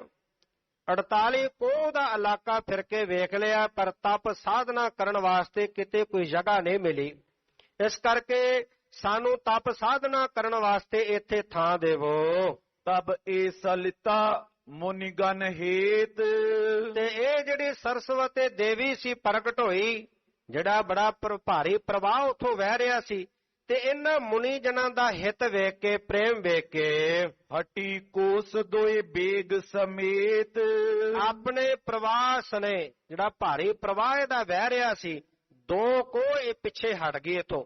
ਜਿਹੜੀ ਸਰਸਵਤੀ ਨਦੀ ਸੀ ਵਹਿ ਰਹੀ ਸੀ, ਇਹ ਮੁਨੀਆਂ ਦੀ ਬੇਨਤੀ ਨੂੰ ਮੰਨ ਕੇ ਸਰਸਵਤੀ ਨਦੀ ਜਿਹੜੀ ਹੈ ਇਥੋਂ 2 ਕੋ ਆਪਣੇ ਪ੍ਰਵਾਹ ਦੇ ਸਮੇਤ ਪਿੱਛੇ ਹਟ ਗਏ। ਇਨ ਬੈਠਨ ਕੋ ਦੀਨ ਸਥਲ ਹੈ। ਇਹ ਜਿੰਨੇ ਮੁਨੀ ਜਨ ਚੱਲ ਕੇ ਆਏ ਸਨ ਤਪ ਸਾਧਨਾ ਕਰਨ ਵਾਸਤੇ, ਸਾਰਿਆਂ ਨੂੰ ਬੈਠਣ ਦੇ ਵਾਸਤੇ ਥਾਂ ਦਿੱਤੀ ਹੈ। ਬਸੇ ਮੁਨੀ ਤਪ ਕੀਨਸ ਫਲ ਹੈ। ਇੱਥੇ ਹੁਣ ਜਦੋਂ ਸਰਸਵਤੀ ਨਦੀ 2 ਕੋ ਪਿੱਛੇ ਹਟ ਗਈ, ਤੇ ਮੁਨੀ ਜਨ ਜਿਹੜੇ ਸਨ ਉਹ ਸਾਰੇ ਆਸਨ ਲਾ ਕੇ ਬੈਠ ਗਏ, ਤੇ ਸਾਰੇ ਬੈਠ ਕੇ ਇੱਥੇ ਤਪ ਕਰਨ ਲੱਗੇ। ਜਸ ਤਪ ਤਪਿਓ ਕਾਲ ਬੋਕਾਲ। ਤਪ ਕਰਨ ਵਾਸਤੇ ਇਹਨਾਂ ਨੇ ਬੜੇ ਕਠਿਨ ਘਾਲਣਾ ਘਾਲੀ। ਜਿੰਨੇ ਵੀ ਮੁਨੀ ਜਨ ਚੱਲ ਕੇ ਆਏ ਸਨ, ਤਪ ਸਾਧਨ ਵਾਸਤੇ ਬੜੀ ਮਹਾਨ ਕਠਿਨ ਘਾਲਣਾ ਇਹਨਾਂ ਨੇ ਘਾਲੀ ਹੈ। ਕੋ ਗਨ ਨਾ ਕਰ ਸਕੇ ਵਿਸਾਲ। ਇਹਨੂੰ ਕੋਈ ਆਮ ਸਧਾਰਨ ਮਨੁੱਖ ਜਿਹੜਾ ਉਹ ਬਿਆਨ ਕਰਕੇ ਨਹੀਂ ਦੱਸ ਸਕਦਾ। ਜਿੰਨੀ ਕਠਿਨ ਘਾਲਣਾ ਘਾਲੀ ਇਹਨਾਂ ਮੁਨੀ ਜਨਾਂ ਨੇ ਮਿਲ ਕੇ ਤਪ ਕਰਨ ਵਾਸਤੇ, ਉਹਨੂੰ ਕੋਈ ਆਮ ਜਿਹੜਾ ਮਨੁੱਖ ਉਹ ਬਿਆਨ ਨਹੀਂ ਕਰ ਸਕਦਾ। ਸਭ ਕੀ ਕਥਾ ਕਹਾਂ ਲਗ ਕਹੀਂ। ਜਿਨ੍ਹਾਂ ਦੀ ਜਿਹੜੀ ਕਥਾ ਹੈ ਇੱਥੇ ਤਪ ਕਰਨ ਦੇ, ਉਹ ਕਿੱਥੋਂ ਕੁ ਤੱਕ ਦੱਸੀ ਜਾਵੇ। ਸੁਨੀਏ ਇੱਕ ਮੁਨੀ ਕੀ ਜਿਮ ਅਹੇ। ਪਾਤਸ਼ਾਹ ਕਹਿਣ ਲੱਗੇ ਕਿ ਜੇ ਸਾਰੇ ਮੁਨੀ ਜਨਾਂ ਦੀ ਦੱਸਣਾ ਕਰੀਏ ਤੇ ਬਹੁਤ ਸਮਾਂ ਚਾਹੀਦਾ ਹੈ। ਮੈਂ ਸਾਰਿਆਂ ਦੇ ਵਿੱਚੋਂ ਇੱਕ ਮੁਨੀ ਦੀ ਕਥਾ ਆਪ ਜੀ ਨੂੰ ਦੱਸਦਾ, ਆਪ ਜੀ ਉਹਦੀ ਕਥਾ ਧਿਆਨ ਦੇ ਨਾਲ ਸੁਣਨਾ ਕਰੋ। ਅਹੇ ਪਹੋਏ ਤੇ ਤ੍ਰੈ ਕੋਸਾ। ਇਸ ਪਹੋਵੇ ਨਗਰ ਤੋਂ 3 ਕੋਹ ਦੀ 3 ਕੋਹ ਦੀ ਦੂਰੀ ਤੇ ਇੱਕ ਮੰਕਨ ਮੁਨੀ ਹੁਤੋ ਅਦੋਸ਼। ਇੱਕ ਜਿਹੜਾ ਮੰਕਨ ਨਾਮ ਦਾ ਮੁਨੀ ਰਹਿੰਦਾ ਸੀ, ਜਿਹਦੇ ਵਿੱਚ ਕੋਈ ਦੋਸ਼ ਨਹੀਂ ਸੀ, ਦੋਸ਼ ਤੋਂ ਰਹਿਤ ਸੀ, ਉਹਦੇ ਜੀਵਨ ਅੰਦਰ ਕਿਸੇ ਪ੍ਰਕਾਰ ਦਾ ਕੋਈ ਦੋਸ਼ ਨਹੀਂ ਸੀ। ਉਸ ਮੁਨੀ ਦਾ ਨਾਮ ਮੰਕਨ ਸੀ। ਮਹਾ ਬਿਕਮ ਤਪ ਘਾਲਿਓ ਤਾਹੂ। ਉਹਨੇ ਇੱਥੇ ਬੈਠ ਕਰਕੇ ਬੜਾ ਮਹਾਨ ਤਪ ਜਿਹੜਾ ਉਹ ਘਾਲਣਾ ਘਾਲੀ। ਤਪ ਕਰਨ ਵਾਸਤੇ ਬੜੇ ਕਠਿਨ ਘਾਲਣਾ ਜਿਹੜੀ ਆ ਉਹ ਮੰਕਨ ਮੁਨੀ ਨੇ ਕੀਤੀ। ਤੀਰ ਸਰਸਵਤੀ ਕੇਰ ਪ੍ਰਵਾਹੋ। ਇਹ ਜਿਹੜਾ ਸਰਸਵਤੀ ਦਾ ਕਿਨਾਰਾ ਹੈ, ਜਿੱਥੇ ਇਹਦਾ ਭਾਰੀ ਪ੍ਰਵਾਹ ਵਹਿ ਰਿਹਾ ਹੈ। ਛੁਦਾ ਤ੍ਰਿਖਾ ਸੈ ਕਠਨ ਕਰਾਲਾ। ਤੇ ਹੁਣ ਜਿਹੜੇ ਬੜੇ ਭਿਆਨਕ ਬੜੇ ਕਠਿਨ ਭੁੱਖ ਹੈ, ਜਿਹੜੀ ਪਿਆਸ ਹੈ, ਉਹ ਮੰਕਣ ਮੁਨੀ ਨੇ ਆਪਣੇ ਤਨ ਤੇ ਸਹੀ। ਕਿਉਂਕਿ ਸਰੀਰ ਹੈ, ਇਹਨੂੰ ਭੁੱਖ ਵੀ ਲੱਗਦੀ ਹੈ, ਪਿਆਸ ਵੀ ਲੱਗਦੀ ਹੈ, ਭੋਜਨ ਵੀ ਚਾਹੀਦਾ ਹੈ, ਪਾਣੀ ਵੀ ਚਾਹੀਦਾ ਹੈ। ਹੁਣ ਇਹ ਸਰਸਵਤੀ ਨਦੀ ਦੇ ਕਿਨਾਰੇ ਤੇ ਬੈਠ ਕੇ ਬੜੀ ਕਠਿਨ ਘਾਲਣਾ ਘਾਲਦੇ ਆ। ਬੜੇ ਕਠਿਨ ਭੁੱਖ ਜਿਹੜੀ ਹੈ, ਪਿਆਸ, ਉਸਨੇ ਆਪਣੇ ਤਨ ਤੇ ਸਹਿਣਾ ਕੀਤੀ। ਬਰਖਾ ਸੀਤ ਉਸ਼ਨ ਤਨ ਝਾਲਾ। ਹੁਣ ਵਰਖਾ ਦਾ ਵੀ ਮੌਸਮ ਆਉਂਦਾ ਹੈ, ਸਰਦੀ ਦਾ, ਗਰਮੀ ਦਾ ਮੌਸਮ। ਜਦੋਂ ਅੱਤ ਦੀ ਗਰਮੀ ਪੈਂਦੀ ਹੈ, ਬੜਾ ਕਠਿਨ ਹੈ ਬੈਠਣਾ। ਤੇ ਜਦੋਂ ਸਰਦੀ ਆਉਂਦੀ ਹੈ, ਸਰਦੀ ਦੀ ਠੰਡ ਸਹਿਣ ਕਰਨੀ ਬੜੀ ਔਖੀ ਹੈ। ਬਾਰਿਸ਼ ਦਾ ਸਮਾਂ ਆਉਂਦਾ, ਵਰਖਾ ਰੁੱਤ ਆਉਂਦੀ ਹੈ, ਉਹ ਵੀ ਸਮਾਂ ਬੜਾ ਕਠਿਨ ਹੈ। ਉਹ ਸਾਰਾ ਜਿਹੜਾ ਕਠਿਨ ਸਮਾਂ, ਗਰਮੀ, ਸਰਦੀ, ਵਰਖਾ ਰੁੱਤ, ਉਹ ਸਾਰੀਆਂ ਨੇ ਆਪਣੇ ਤਨ ਤੇ ਸਹਿਣ ਕੀਤੇ। ਬਹੁਤ ਬਰਖ ਐਸੋ ਤਪ ਸਾਧਿਓ। ਬਹੁਤ ਕਈ ਵਰਖ, ਕਈ ਸਾਲ ਜਿਹੜੀ ਐਸੀ ਕਠਿਨ ਘਾਲਣਾ ਘਾਲਦੇ ਆ। ਮੰਕਨ ਮੁਨੀ ਨੇ ਇੱਥੇ ਰਹਿ ਕੇ ਸਾਧਨਾ ਕੀਤੀ, ਤਪੱਸਿਆ ਕੀਤੀ। ਸਰਬੋਤਮ ਪਦ ਲੈਨ ਅਰਾਧਿਓ। ਹੁਣ ਮਨ ਵਿੱਚ ਕਾਮਨਾ ਸੀ ਇਹ ਕਿ ਮੈਂ ਸਰਬੋਤਮ ਸਰਵ ਉੱਚਮ ਜਿਹੜਾ ਪਦਵੀ ਹੈ ਉਹ ਪ੍ਰਾਪਤ ਕਰਨੀ ਹੈ। ਸਰਵੋਤਮ ਪਦਵੀ ਨੂੰ ਪ੍ਰਾਪਤ ਕਰਨਾ, ਇਹ ਮਨ ਅੰਦਰ ਭਾਵਨਾ ਬਣਾ ਕੇ ਤਪ ਕੀਤਾ। ਇੱਕ ਦਿਵਸ ਕਿਮ ਆਂਗੁਰ ਚੀਰਾ। ਇੱਕ ਦਿਨ ਦਾ ਸਮਾਂ ਜਦੋਂ ਤਪ ਕਰਦੇ ਆ, ਕਈ ਹਜ਼ਾਰਾਂ ਸਾਲ ਬੀਤ ਗਏ, ਲੰਬਾ ਸਮਾਂ ਬੀਤ ਗਿਆ। ਇੱਕ ਦਿਨ ਇਹਦੀ ਉਂਗਲੀ ਨੂੰ ਥੋੜਾ ਚੀਰਾ ਆ ਗਿਆ। ਰੁਦਰ ਨਹੀਂ ਨਿਕਸਿਓ ਤਿਸ ਪੀਰਾ। ਤੇ ਹੁਣ ਉਸ ਵਕਤ ਕੀ ਹੋਇਆ ਕਿ ਬੁੱਧੀਮਾਨ ਤਪਸਵੀ ਦੀ ਉਂਗਲ ਦੇ ਵਿੱਚੋਂ ਖੂਨ ਨਹੀਂ ਨਿਕਲਿਆ। ਜਦੋਂ ਇਹਦੇ ਉਂਗਲੀ ਨੂੰ ਚੀਰਾ ਆਇਆ, ਜੋ ਵੇਖਦੇ ਆ ਕਿਤੇ ਸਰੀਰ ਦੇ ਕਿਸੇ ਅੰਗ ਨੂੰ ਚੀਰਾ ਆ ਜਾਏ ਤੇ ਉਹਦੇ ਵਿੱਚੋਂ ਖੂਨ ਨਿਕਲਣਾ ਸ਼ੁਰੂ ਹੋ ਜਾਂਦਾ ਹੈ। ਤੇ ਬੁੱਧੀਮਾਨ ਮੁਨੀ ਜਿਹੜਾ ਤਪ ਕਰ ਰਿਹਾ ਸੀ, ਮੰਕਨ ਮੁਨੀ, ਇਹਦੀ ਜਦੋਂ ਉਂਗਲੀ ਨੂੰ ਚੀਰਾ ਆਇਆ ਤੇ ਉਹਦੇ ਵਿੱਚੋਂ ਜਿਹੜਾ ਖੂਨ ਸੀ ਉਹ ਨਹੀਂ ਨਿਕਲਿਆ। ਹਰਿਤ ਪੱਤਰ ਤੇ ਰਸ ਤਸ ਨਿਕਸਾ। ਜਿਵੇਂ ਹਰੇ ਪੱਤੇ ਦਾ ਰਸ ਹੁੰਦਾ ਨਾ, ਹਰੇ ਪੱਤੇ ਦਾ ਆਪਾਂ ਰਸ ਕੱਢੀਏ ਤੇ ਹਰੇ ਰੰਗ ਦਾ ਰਸ ਨਿਕਲਦਾ, ਉਹ ਹਰੇ ਪੱਤੇ ਦੇ ਰਸ ਵਰਗਾ ਰਸ ਉਹਦੇ ਵਿੱਚੋਂ ਨਿਕਲਿਆ ਹੈ। ਤਿਸ ਕੋ ਦੇਖ ਮੁਨੀ ਬਹੁ ਬਿਗਸਾ। ਹੁਣ ਉਹ ਜਦੋਂ ਇਹਨੇ ਵੇਖਿਆ, ਮੰਕਨ ਮੁਨੀ ਨੇ, ਕਿ ਉਂਗਲੀ ਨੂੰ ਚੀਰਾ ਆਇਆ ਤੇ ਉਹਦੇ ਵਿੱਚੋਂ ਖੂਨ ਨਿਕਲਣ ਦੀ ਬਜਾਏ ਜਿਹੜਾ ਹਰੇ ਪੱਤੇ ਦਾ ਰਸ ਹੁੰਦਾ ਹੈ, ਉਹ ਹਰੇ ਪੱਤੇ ਦੇ ਰਸ ਵਰਗਾ ਰਸ ਜਿਹੜਾ ਉਂਗਲ ਦੇ ਵਿੱਚੋਂ ਨਿਕਲਿਆ, ਇਹ ਵੇਖ ਕਰਕੇ ਮੁਨੀ ਜਨ ਬੜਾ ਵਿਕਸਿਆ, ਭਾਵ ਆਨੰਦਿਤ ਹੋਇਆ, ਬੜਾ ਖੁਸ਼ ਹੋਇਆ। ਐਸੋ ਤਪ ਮੈਂ ਤਪਿਓ ਵਿਸਾਲਾ। ਤੇ ਕਹਿੰਦਾ ਮੈਂ ਬੜਾ ਮਹਾਨ ਤਪ ਕੀਤਾ ਜਦੋਂ ਇਹ ਵੇਖਿਆ। ਕਿਉਂਕਿ ਕਈ ਵਾਰੀ ਤਪ ਕਰਦੇ ਆ, ਬੰਦਗੀ ਕਰਦੇ ਆ, ਸਿਮਰਨ ਕਰਦੇ ਆ, ਪਾਠ ਕਰਦੇ ਆ, ਮਨ ਅੰਦਰ ਮਾਨ ਆ ਜਾਂਦਾ ਹੈ। ਮਾਨ ਮੁਨੀ ਮੁਨਵਰ ਗਲੇ ਮਾਨ ਸਭਾ ਕੋ ਖਾਏ।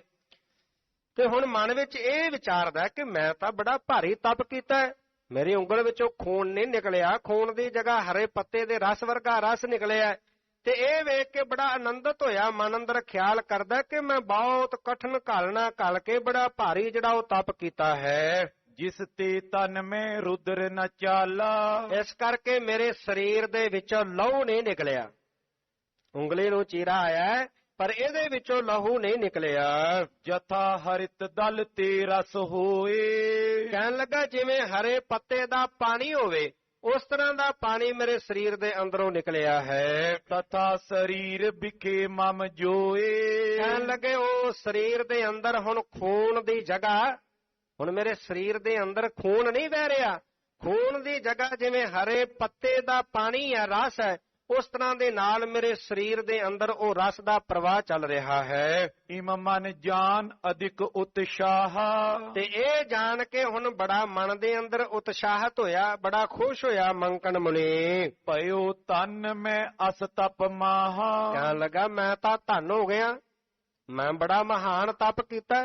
ਤਪ ਕਰਨ ਦੇ ਨਾਲ ਮੇਰੇ ਅੰਦਰੋਂ ਹੁਣ ਖੂਨ ਨਹੀਂ ਵਹਿੰਦਾ, ਹੁਣ ਤੇ ਹਰੇ ਰੰਗ ਦਾ ਜਿਹੜਾ ਪਾਣੀ ਉਹ ਅੰਦਰ ਚੱਲਦਾ ਮੇਰੇ। ਤੇ ਹੁਣ ਇਹ ਵੇਖ ਕਰਕੇ ਬੜਾ ਜਿਹੜਾ ਕਹਿਣ ਲੱਗਾ ਮਹਾਨ ਤਪ ਕਰਕੇ ਮੈਂ ਧੰਨ ਹੋ ਗਿਆ ਹਾਂ। ਉੱਠ ਕਰ ਲਗਿਓ ਨਾਚ ਬੇਸੋ, ਹੁਣ ਕੀ ਹੋਇਆ, ਐਸਾ ਖੁਸ਼ੀ ਵਿੱਚ ਆਇਆ, ਐਸਾ ਖੁਸ਼ੀ ਵਿੱਚ ਝੂਮਣ ਲੱਗਾ ਕਿ ਉੱਠ ਕੇ ਇਹਨੇ ਨੱਚਣਾ ਸ਼ੁਰੂ ਕਰ ਦਿੱਤਾ।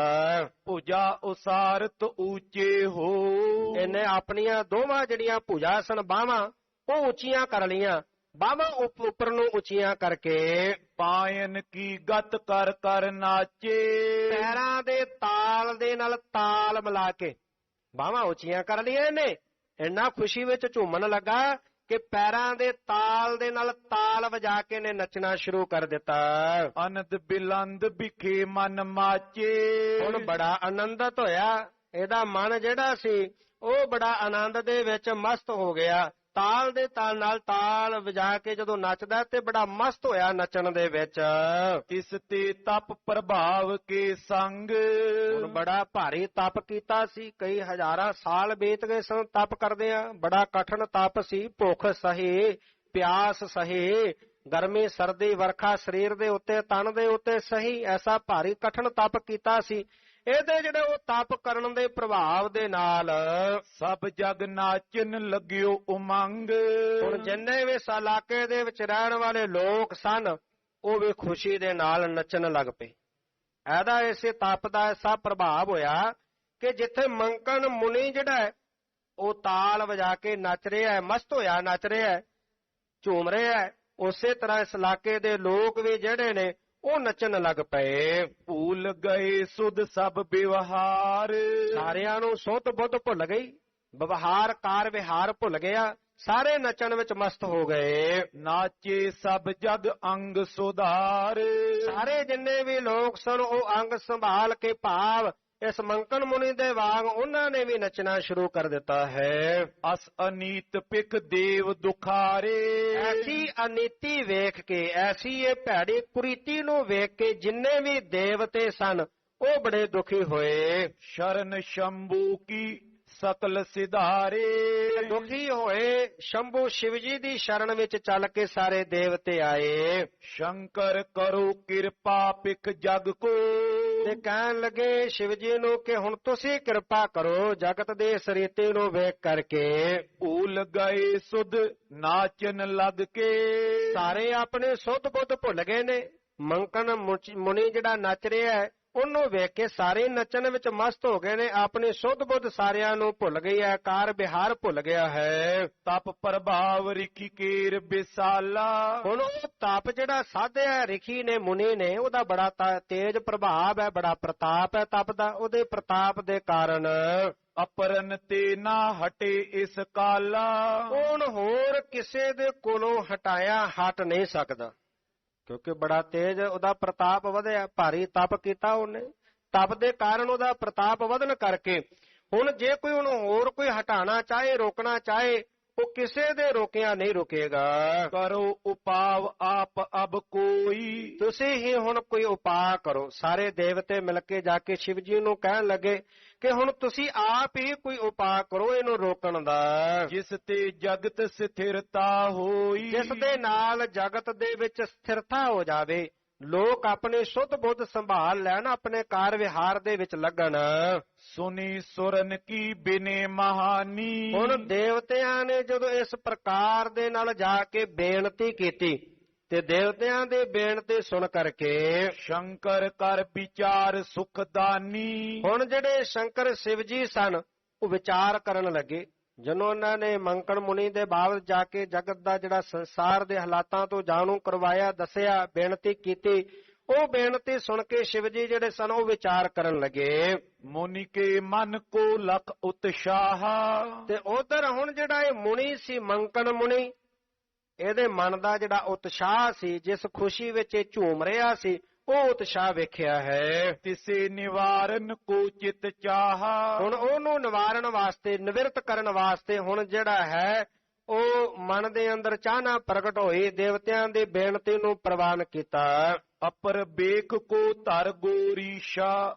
ਹੁਣ ਸ਼ਿਵ ਜੀ ਨੇ ਆਪਣਾ ਜਿਹੜਾ ਵੇਸ਼ ਹੈ ਉਹ ਬਦਲਿਆ, ਹੋਰ ਕੋਈ ਰੂਪ ਜਿਹੜਾ ਉਹ ਧਾਰਨ ਕੀਤਾ ਹੈ। ਆਵਤ ਪਾਜੇ ਹੁਤੋ ਮੁਨੀਸ਼ਾ। ਤੇ ਜਿੱਥੇ ਉਹ ਮੁਨੀ ਸੀ, ਇਹ ਮੁਨੀ ਈਸ਼ਵਰ ਭਾਵ ਮੰਕਣ ਮੁਨੀ ਜਿੱਥੇ ਝੂਮ ਰਿਹਾ ਸੀ, ਮਸਤ ਹੋ ਕੇ ਨੱਚ ਰਿਹਾ ਸੀ, ਉਸ ਸਥਾਨ ਤੇ ਸ਼ਿਵ ਜੀ ਆਣ ਪਹੁੰਚੇ ਹਨ ਆਪਣਾ ਭੇਸ ਬਦਲ ਕੇ। ਨਿਕਟ ਹੋਏ ਕਰ ਬੂਜਨ ਕੀਨਾ। ਤੇ ਹੁਣ ਮੰਕਣ ਮੁਨੀ ਜਿਸ ਸਥਾਨ ਤੇ ਨੱਚ ਰਿਹਾ, ਉਹਦੇ ਕੋਲ ਹੋ ਕੇ, ਉਹਦੇ ਨੇੜੇ ਹੋ ਕੇ ਸ਼ਿਵ ਜੀ ਨੇ ਪੁੱਛਣਾ ਕੀਤਾ, ਕਹਿਣ ਲੱਗੇ ਕਿਉਂ ਨਾਚਤ ਤੈਂ ਕਿਆ ਚਿਤ ਚੀਨਾ। ਕਹਿਣ ਲੱਗੇ ਆ ਮੁਨੀ, ਕਿਉਂ ਨੱਚ ਰਿਹਾ ਹੈ? ਮਨ ਅੰਦਰ ਕੀ ਸੋਚ ਵਿਚਾਰ ਕਰਕੇ ਤੂੰ ਇਸ ਤਰ੍ਹਾਂ ਦੇ ਨਾਲ ਨੱਚ ਰਿਹਾ ਹੈ? ਕੀ ਭਾਵਨਾ ਹੈ ਤੇਰੇ ਮਨ ਦੇ? ਕਿਆ ਆਸ਼ੇ ਅਸ ਤਵ ਮਨ ਅਹੇ। ਕਿਹੜਾ ਆਸ਼ਾ ਲੈ ਕੇ ਮਨ ਦੇ ਅੰਦਰ ਇਸ ਪ੍ਰਕਾਰ ਦੇ ਨਾਲ ਤੂੰ ਲਗਾਤਾਰ ਨੱਚੀ ਜਾ ਰਿਹਾ ਹੈ? ਜਿਸ ਤੇ ਨਿਤਈ ਨਾਚਿਤ ਰਹੇ। ਜਿਹਦੇ ਨਾਲ, ਜਿਸ ਆਸ਼ੇ ਕਰਕੇ ਮਨ ਅੰਦਰ ਕਿਹੜਾ ਸੰਕਲਪ ਹੈ, ਕਿਹੜਾ ਆਸ਼ਾ ਹੈ, ਜਿਸ ਆਸ਼ੇ ਕਰਕੇ ਤੂੰ ਨਿਤ ਹੀ ਨੱਚਦਾ ਰਹਿਣਾ, ਹਰ ਵੇਲੇ ਨੱਚਦਾ ਰਹਿੰਦਾ ਹੈ। ਸੁਨ ਮੰਕਣ ਨੇ ਬਾਕ ਬਖਾਨਾ। ਹੁਣ ਜਦੋਂ ਸ਼ਿਵ ਜੀ ਨੇ ਨੇੜੇ ਹੋ ਕੇ ਪੁੱਛਿਆ ਤੇ ਹੁਣ ਸ਼ਿਵ ਜੀ ਦੀ ਗੱਲ ਸੁਣ ਕੇ ਮੰਕਣ ਮੁਨੀ ਦੱਸਣ ਵਾਸਤੇ ਬੋਲਿਆ, ਕਹਿਣ ਲੱਗਾ ਮੈਂ ਏਠਾਂ ਤਪ ਤਪਿਓ ਮਹਾਨਾ। ਕਹਿਣ ਲੱਗੇ ਮੈਂ ਇਸ ਥਾਂ ਤੇ ਬੜਾ ਮਹਾਨ ਤਪ ਕੀਤਾ, ਬੜੀ ਕਠਨ ਘਾਲਣਾ ਘਾਲੀ ਹੈ, ਬੜੀ ਕਠਨ ਘਾਲਣਾ ਘਾਲ ਕੇ ਮੈਂ ਇਸ ਥਾਂ ਤੇ ਬੈਠ ਕਰਕੇ ਬਹੁਤ ਭਾਰੀ ਜਿਹੜਾ ਤਪ ਉਹ ਕੀਤਾ ਹੈ। ਇੱਕ ਦਿਨ ਚੀਰ ਆਂਗੂਰੀ ਆਵਾ। ਤਪ ਕਰਦਿਆਂ ਜਦੋਂ ਬਹੁਤ ਲੰਬਾ ਸਮਾਂ ਬਤੀਤ ਹੋ ਗਿਆ, ਇੱਕ ਦਿਨ ਦਾ ਸਮਾਂ ਐਸਾ ਹੋਇਆ ਕਿ ਇੱਕ ਦਿਨ ਮੇਰੀ ਉਂਗਲੀ ਨੂੰ ਚੀਰਾ ਆ ਗਿਆ। ਹਰਤ ਪਤਰ ਰਸ ਸਮ ਨਿਕਸਾਵਾ। ਤੇ ਜਦੋਂ ਹੁਣ ਉਂਗਲੀ ਨੂੰ ਚੀਰਾ ਆਇਆ ਤੇ ਉਂਗਲੀ ਦੇ ਉਸ ਚੀਰੇ ਦੇ ਵਿੱਚੋਂ ਖੂਨ ਨਿਕਲਣ ਦੀ ਜਗ੍ਹਾ ਤੇ ਜਿਹੜਾ ਪੱਤੇ ਦਾ ਹਰਾ ਰਸ ਹੁੰਦਾ ਹੈ, ਉਹਦੇ ਵਰਗਾ ਰਸ ਉਹ ਉਂਗਲ ਦੇ ਵਿੱਚੋਂ ਨਿਕਲਿਆ। ਨਹੀਂ ਰੁਦਰ ਪੀ ਦੇਹ ਮਝਾਰਾ। ਤੇ ਮੈਂ ਜਾਣਿਆ ਕਿ ਮੇਰੀ ਹੁਣ ਦੇਹੀ ਦੇ ਵਿੱਚ ਜਿਹੜਾ ਖੂਨ ਦਾ ਪ੍ਰਵਾਹ ਨਹੀਂ ਚੱਲਦਾ, ਮੇਰੀਆਂ ਰਗਾਂ ਵਿੱਚ ਖੂਨ ਨਹੀਂ ਵਹਿ ਰਿਹਾ। ਜਦੋਂ ਮੈਂ ਇਹ ਜਾਣਿਆ, ਜਾਂ ਤੇ ਪਾ ਮੁਝ ਹਰਖ ਅਪਾਰਾ। ਤੇ ਇਹ ਵੇਖ ਕਰਕੇ ਮੈਨੂੰ ਬੜੀ ਪ੍ਰਸੰਨਤਾ ਹੋਈ, ਮੇਰੀ ਖੁਸ਼ੀ ਦੀ ਹੱਦ ਨਾ ਰਹੀ। ਨਹੀਂ ਸਮਾਵਤ ਹੈ ਚਿਤ ਮਾਹੀ। ਤੇ ਮੈਂ ਹੁਣ ਆਪਣੇ ਚਿੱਤ ਵਿੱਚ ਸਮਾਉਂਦਾ ਨਹੀਂ, ਮੇਰੀ ਖੁਸ਼ੀ ਜਿਹੜੀ ਹੈ ਉਹ ਮੇਰੇ ਚਿੱਤ ਵਿੱਚ ਸਮਾਉਂਦੀ ਨਹੀਂ। ਮੈਨੂੰ ਇੰਨੀ ਖੁਸ਼ੀ ਹੋਈ ਕਿ ਤਪ ਸਾਧਨਾ ਘਾਲ ਕੇ ਮੇਰੇ ਅੰਦਰੋਂ ਖੂਨ ਦਾ ਪ੍ਰਵਾਹ ਉਹ ਬੰਦ ਹੋ ਗਿਆ ਤੇ ਜਿਹੜਾ ਹਰੇ ਪੱਤੇ ਦੇ ਰਸ ਵਰਗਾ ਪਾਣੀ ਆ ਉਹ ਚੱਲ ਰਿਹਾ। ਜਦੋਂ ਮੈਂ ਇਹ ਵੇਖਿਆ, ਇਸ ਕਰਕੇ ਜਿਹੜੀ ਮੈਨੂੰ ਖੁਸ਼ੀ ਹੋਈ ਹੈ ਉਹ ਮੇਰੇ ਚਿੱਤ ਵਿੱਚ ਸਮਾਉਂਦੀ ਨਹੀਂ। ਨਾ ਚਿਤਰੋਂ ਹੇਤ ਲਖ ਯਾਹੀ। ਹੁਣ ਚਿੱਤ ਕੀ ਕਰਦਾ ਉਸ ਖੁਸ਼ੀ ਦੇ ਕਾਰਨ ਕਿ ਮੈਂ ਨੱਚਦਾ ਹੀ ਰਹਾ, ਨੱਚਦਾ ਹੀ ਰਵਾਂ, ਨੱਚੀ ਜਾਵਾਂ। ਉਹ ਖੁਸ਼ੀ ਹੁਣ ਮੇਰੇ ਅੰਦਰ ਸਮਾ ਨਹੀਂ ਰਹੀ, ਇਸ ਕਰਕੇ ਉਹ ਮੇਰਾ ਮਨ ਕਰਦਾ ਕਿ ਮੈਂ ਬਾਰ-ਬਾਰ ਹਰ ਵੇਲੇ ਨੱਚੀ ਹੋਈ ਜਾਵਾਂ। ਸੁਨ ਸ਼ਿਵ ਨੇ ਨਿਜ ਅੰਗੁਰੀ ਚੀਰੀ। ਜਦੋਂ ਮੰਕਣ ਮੁਨੀ ਦੀ ਗੱਲ ਸ਼ਿਵ ਜੀ ਨੇ ਸੁਣੀ, ਜਦੋਂ ਉਹਨੇ ਇਹ ਉੱਤਰ ਦਿੱਤਾ ਤੇ ਇਹਦੀ ਗੱਲ ਸੁਣ ਕੇ ਸ਼ਿਵ ਜੀ ਨੇ ਆਪਣੀ ਉਂਗਲ ਨੂੰ ਚੀਰਾ ਦਿੱਤਾ। ਨਿਕਸੀ ਭਸਮ ਪਰੀ ਤਿਸ ਤੀਰੀ। ਤੇ ਹੁਣ ਜਦੋਂ ਸ਼ਿਵ ਜੀ ਨੇ ਆਪਣੀ ਉਂਗਲ ਨੂੰ ਚੀਰਾ ਦਿੱਤਾ ਤਾਂ ਸ਼ਿਵ ਜੀ ਦੀ ਉਂਗਲ ਦੇ ਉਸ ਚੀਰੇ ਦੇ ਵਿੱਚੋਂ ਜਿਹੜੀ ਭਸਮ ਦੇ ਤਤੇਰੇ ਨਿਕਲ ਕੇ ਬਾਹਰ ਪਏ। ਕਯੋ ਦੇਖ ਤਪ ਹੋਵਤ ਐਸੇ। ਤੇ ਹੁਣ ਸ਼ਿਵ ਜੀ ਕਹਿਣ ਲੱਗੇ ਮੰਕਣ ਮੁਨੀ ਨੂੰ, ਕਹਿਣ ਲੱਗੇ ਵੇਖ ਤਪ ਇਸ ਤਰ੍ਹਾਂ ਹੁੰਦਾ ਹੈ, ਤੂੰ ਤਪ ਕਰਕੇ ਤੇ ਤੇਰੇ ਸਰੀਰ ਦੇ ਵਿੱਚੋਂ ਜਿਹੜਾ ਹੁਣ ਹਰਾ ਰਸ ਨਿਕਲਿਆ ਤੇ ਤੂੰ ਖੁਸ਼ੀ ਦੇ ਵਿੱਚ ਨੱਚੀ ਹੋਈ ਜਾ ਰਹੇ ਹੈ। ਕਹਿਣ ਲੱਗੇ ਤਪ ਏਦਾਂ ਹੁੰਦਾ, ਜਦੋਂ ਉਹ ਭਸਮ ਦੀ ਸੁਆਹ ਦੀ ਤਤੀਰੀ ਮੰਕਣ ਮੁਨੀ ਦੇ ਕੋਲ ਨਿਕਲ ਕੇ ਪਈ, ਕਹਿਣ ਲੱਗੇ ਤਪ ਇਸ ਤਰ੍ਹਾਂ ਦੇ ਨਾਲ ਹੁੰਦਾ ਹੈ। ਕਰਿਓ ਦਿਖਾਵਨ ਕੋ ਅਬ ਜੈਸੋ। ਤੇ ਹੁਣ ਜਿਵੇਂ ਤੈਨੂੰ ਮੈਂ ਦਿਖਾਇਆ ਨਾ, ਉਂਗਲੀ ਨੂੰ ਚੀਰਾ ਦਿੱਤਾ ਤੇ ਚੀਰਾ ਦੇਣ ਦੇ ਨਾਲ ਮੇਰੀ ਉਸ ਉਂਗਲੀ ਦੇ ਵਿੱਚੋਂ ਖੂਨ ਨਿਕਲਣ ਦੀ ਜਗ੍ਹਾ ਸੁਆਹ ਭਸਮ ਨਿਕਲੀ ਹੈ, ਇਸ ਤਰ੍ਹਾਂ ਦੇ ਨਾਲ ਜਿਵੇਂ ਮੈਂ ਤੈਨੂੰ ਦਿਖਾਉਣਾ ਕੀਤਾ ਹੈ। ਅਪਰ ਅੰਸ ਕੁਛ ਰਹੀ ਨ ਤਨ ਮੈਂ। ਕਹਿਣ ਲੱਗੇ ਮੇਰੇ ਤਨ ਦੇ ਅੰਦਰ ਕੋਈ ਰਕਤ ਦੇ ਖੂਨ ਦੇ ਅੰਸ਼ ਨਹੀਂ ਰਹੇ। ਪੀਵਤ ਭਸਮ ਰਿਓ ਨਿਤ ਬਨ ਮੈਂ। ਜਦੋਂ ਮੈਂ ਜੰਗਲ ਵਿੱਚ ਤਪ ਸਾਧਨਾ ਕਰਦਾ ਸੀ ਤੇ ਤਪ ਸਾਧਨਾ ਕਰਦਿਆਂ ਮੈਂ ਭਸਮ ਜਿਹੜੇ ਸੁਆਹ ਸੀ ਉਹ ਪੀਂਦਾ ਰਿਹਾ। ਜਾਂ ਤੇ ਸਭ ਸਰੀਰ ਕੇ ਮਾਹੀ। ਹੁਣ ਇਸ ਕਰਕੇ ਮੇਰੇ ਸਰੀਰ ਦੇ ਅੰਦਰ ਜਿਹੜਾ ਭਸਮ ਦਾ ਪ੍ਰਵਾਹ ਖੂਨ ਦੀ ਜਗ੍ਹਾ ਉਹ ਭਸਮ ਦਾ ਪ੍ਰਵਾਹ ਚੱਲ ਰਿਹਾ ਹੈ। ਬਿਨਾ ਭਸਮ ਸ਼੍ਰੋਣਤ ਕਿਤ ਨਾਈ। ਤੇ ਮੇਰੇ ਸਰੀਰ ਦੇ ਅੰਦਰ ਕਿਤੇ ਵੀ ਕੋਈ ਐਸੀ ਥਾਂ ਨਹੀਂ ਜਿੱਥੇ ਭਸਮ ਦਾ ਪ੍ਰਵਾਹ ਨਾ ਹੋਵੇ। ਤਉ ਨ ਮੁਝ ਅਸ ਆਨੰਦ ਆਵਾ। ਤੇ ਕਹਿਣ ਲੱਗੇ ਮੈਨੂੰ ਤੇ ਇਸ ਤਰ੍ਹਾਂ ਦੀ ਕੋਈ ਖੁਸ਼ੀ ਨਹੀਂ ਹੋਈ, ਮੈਂ ਤਾਂ ਇਸ ਤਰ੍ਹਾਂ ਆਨੰਦ ਵਿੱਚ ਨਹੀਂ ਝੂਮਣ ਲੱਗਾ, ਨੱਚਣ ਲੱਗਾ। ਮੈਂ ਸਾਰੇ ਸਰੀਰ ਦੇ ਅੰਦਰ ਜਿੱਥੇ ਭਸਮ ਦਾ ਪ੍ਰਵਾਹ ਚੱਲ ਰਿਹਾ ਹੈ, ਜੰਗਲ ਬੇਲਿਆਂ ਵਿੱਚ ਰਹਿ ਕੇ ਸੁਆਹ ਪੀਂਦਾ ਰਿਹਾ, ਉਹੀ ਮੇਰੇ ਅੰਦਰ ਹੁਣ ਦਾ ਪ੍ਰਵਾਹ ਚੱਲ ਰਿਹਾ ਹੈ ਜੋ ਤੈਨੂੰ ਮੈਂ ਵਿਖਾਉਣਾ ਕੀਤਾ ਹੈ। ਇਹ ਵੇਖ ਕਰਕੇ ਮੇਰੇ ਮਨ ਅੰਦਰ ਤਾਂ ਐਸੀ ਕੋਈ ਖੁਸ਼ੀ ਪੈਦਾ ਨਹੀਂ ਹੋਈ, ਮੈਂ ਤਾਂ ਆਨੰਦ ਦੇ ਵਿੱਚ ਉੱਠ ਕੇ ਝੂਮਣ ਨਹੀਂ ਲੱਗਾ। ਜਸ ਤੂੰ ਦੇਖ ਹਿਰਦੇ ਗਰਬਾਵਾ। ਜਿਸ ਨੂੰ ਵੇਖ ਕੇ ਤੇਰੀ ਉਂਗਲੀ ਦੇ ਵਿੱਚੋਂ ਹਰਾ ਰਸ ਨਿਕਲਿਆ, ਖੂਨ ਨਿਕਲਣ ਦੀ ਜਗ੍ਹਾ, ਤੇ ਉਹਨੂੰ ਵੇਖ ਕੇ ਤੂੰ ਗਰਭ ਹੰਕਾਰ ਵਿੱਚ ਆ ਗਿਆ, ਤੈਨੂੰ ਹੰਕਾਰ ਹੋ ਗਿਆ ਤਪ ਕੀਤੇ ਦਾ। ਸੁਨੇ ਬਾਕ ਅਰ ਨੈਣ ਨਿਹਾਰਿਓ। ਤੇ ਹੁਣ ਜਦੋਂ ਇਹ ਬਾਕ ਬਚਨ ਸ਼ਿਵਜੀ ਦੇ ਸੁਨੇ ਮੰਕਣ ਮੁਨੀ ਨੇ, ਸੁਣ ਕਰਕੇ ਆਪਣੀਆਂ ਅੱਖਾਂ ਦੇ ਨਾਲ ਉਹ ਸਾਰਾ ਵੇਖਿਆ ਹੈ। ਮੁਨੀ ਮੰਕਣ ਚਿਤ ਚਾਉ ਨਿਵਾਰਿਓ। ਤੇ ਹੁਣ ਮੰਕਣ ਮੁਨੀ ਦੇ ਅੰਦਰ ਜਿਹੜੀ ਖੁਸ਼ੀ ਸੀ, ਜਿਹੜੇ ਚਾਉ ਵਿੱਚ ਨੱਚ ਰਿਹਾ ਸੀ, ਉਹ ਚਾਉ ਖਤਮ ਹੋ ਗਿਆ। ਹਟਬੇ ਨਾਚਬੇ ਤੇ ਜਗ ਸ਼ਾਂਤੀ। ਹੁਣ ਇਹ ਨੱਚਣ ਤੋਂ ਹਟ ਗਿਆ, ਜਿਹੜਾ ਹਰ ਵੇਲੇ ਨੱਚੀ ਜਾ ਰਿਹਾ ਸੀ ਤੇ ਲੋਕ ਵੀ ਵੇਖ ਕੇ ਤੇ ਤਪ ਦੇ ਕਾਰਨ ਨੱਚੀ ਜਾ ਰਹੇ ਸਨ। ਮੰਕਣ ਮੁਨੀ ਹੁਣ ਸ਼ਿਵਜੀ ਦੀ ਇਹ ਗੱਲ ਸੁਣ ਕੇ ਨਚਨੋਂ ਹਟ ਗਿਆ ਤੇ ਚਾਰੇ ਪਾਸੇ ਸ਼ਾਂਤੀ ਵਰਤ ਗਈ। ਇਸ ਪ੍ਰਕਾਰ ਮੁਨੀ ਭਏ ਸੰਗਾਤੀ।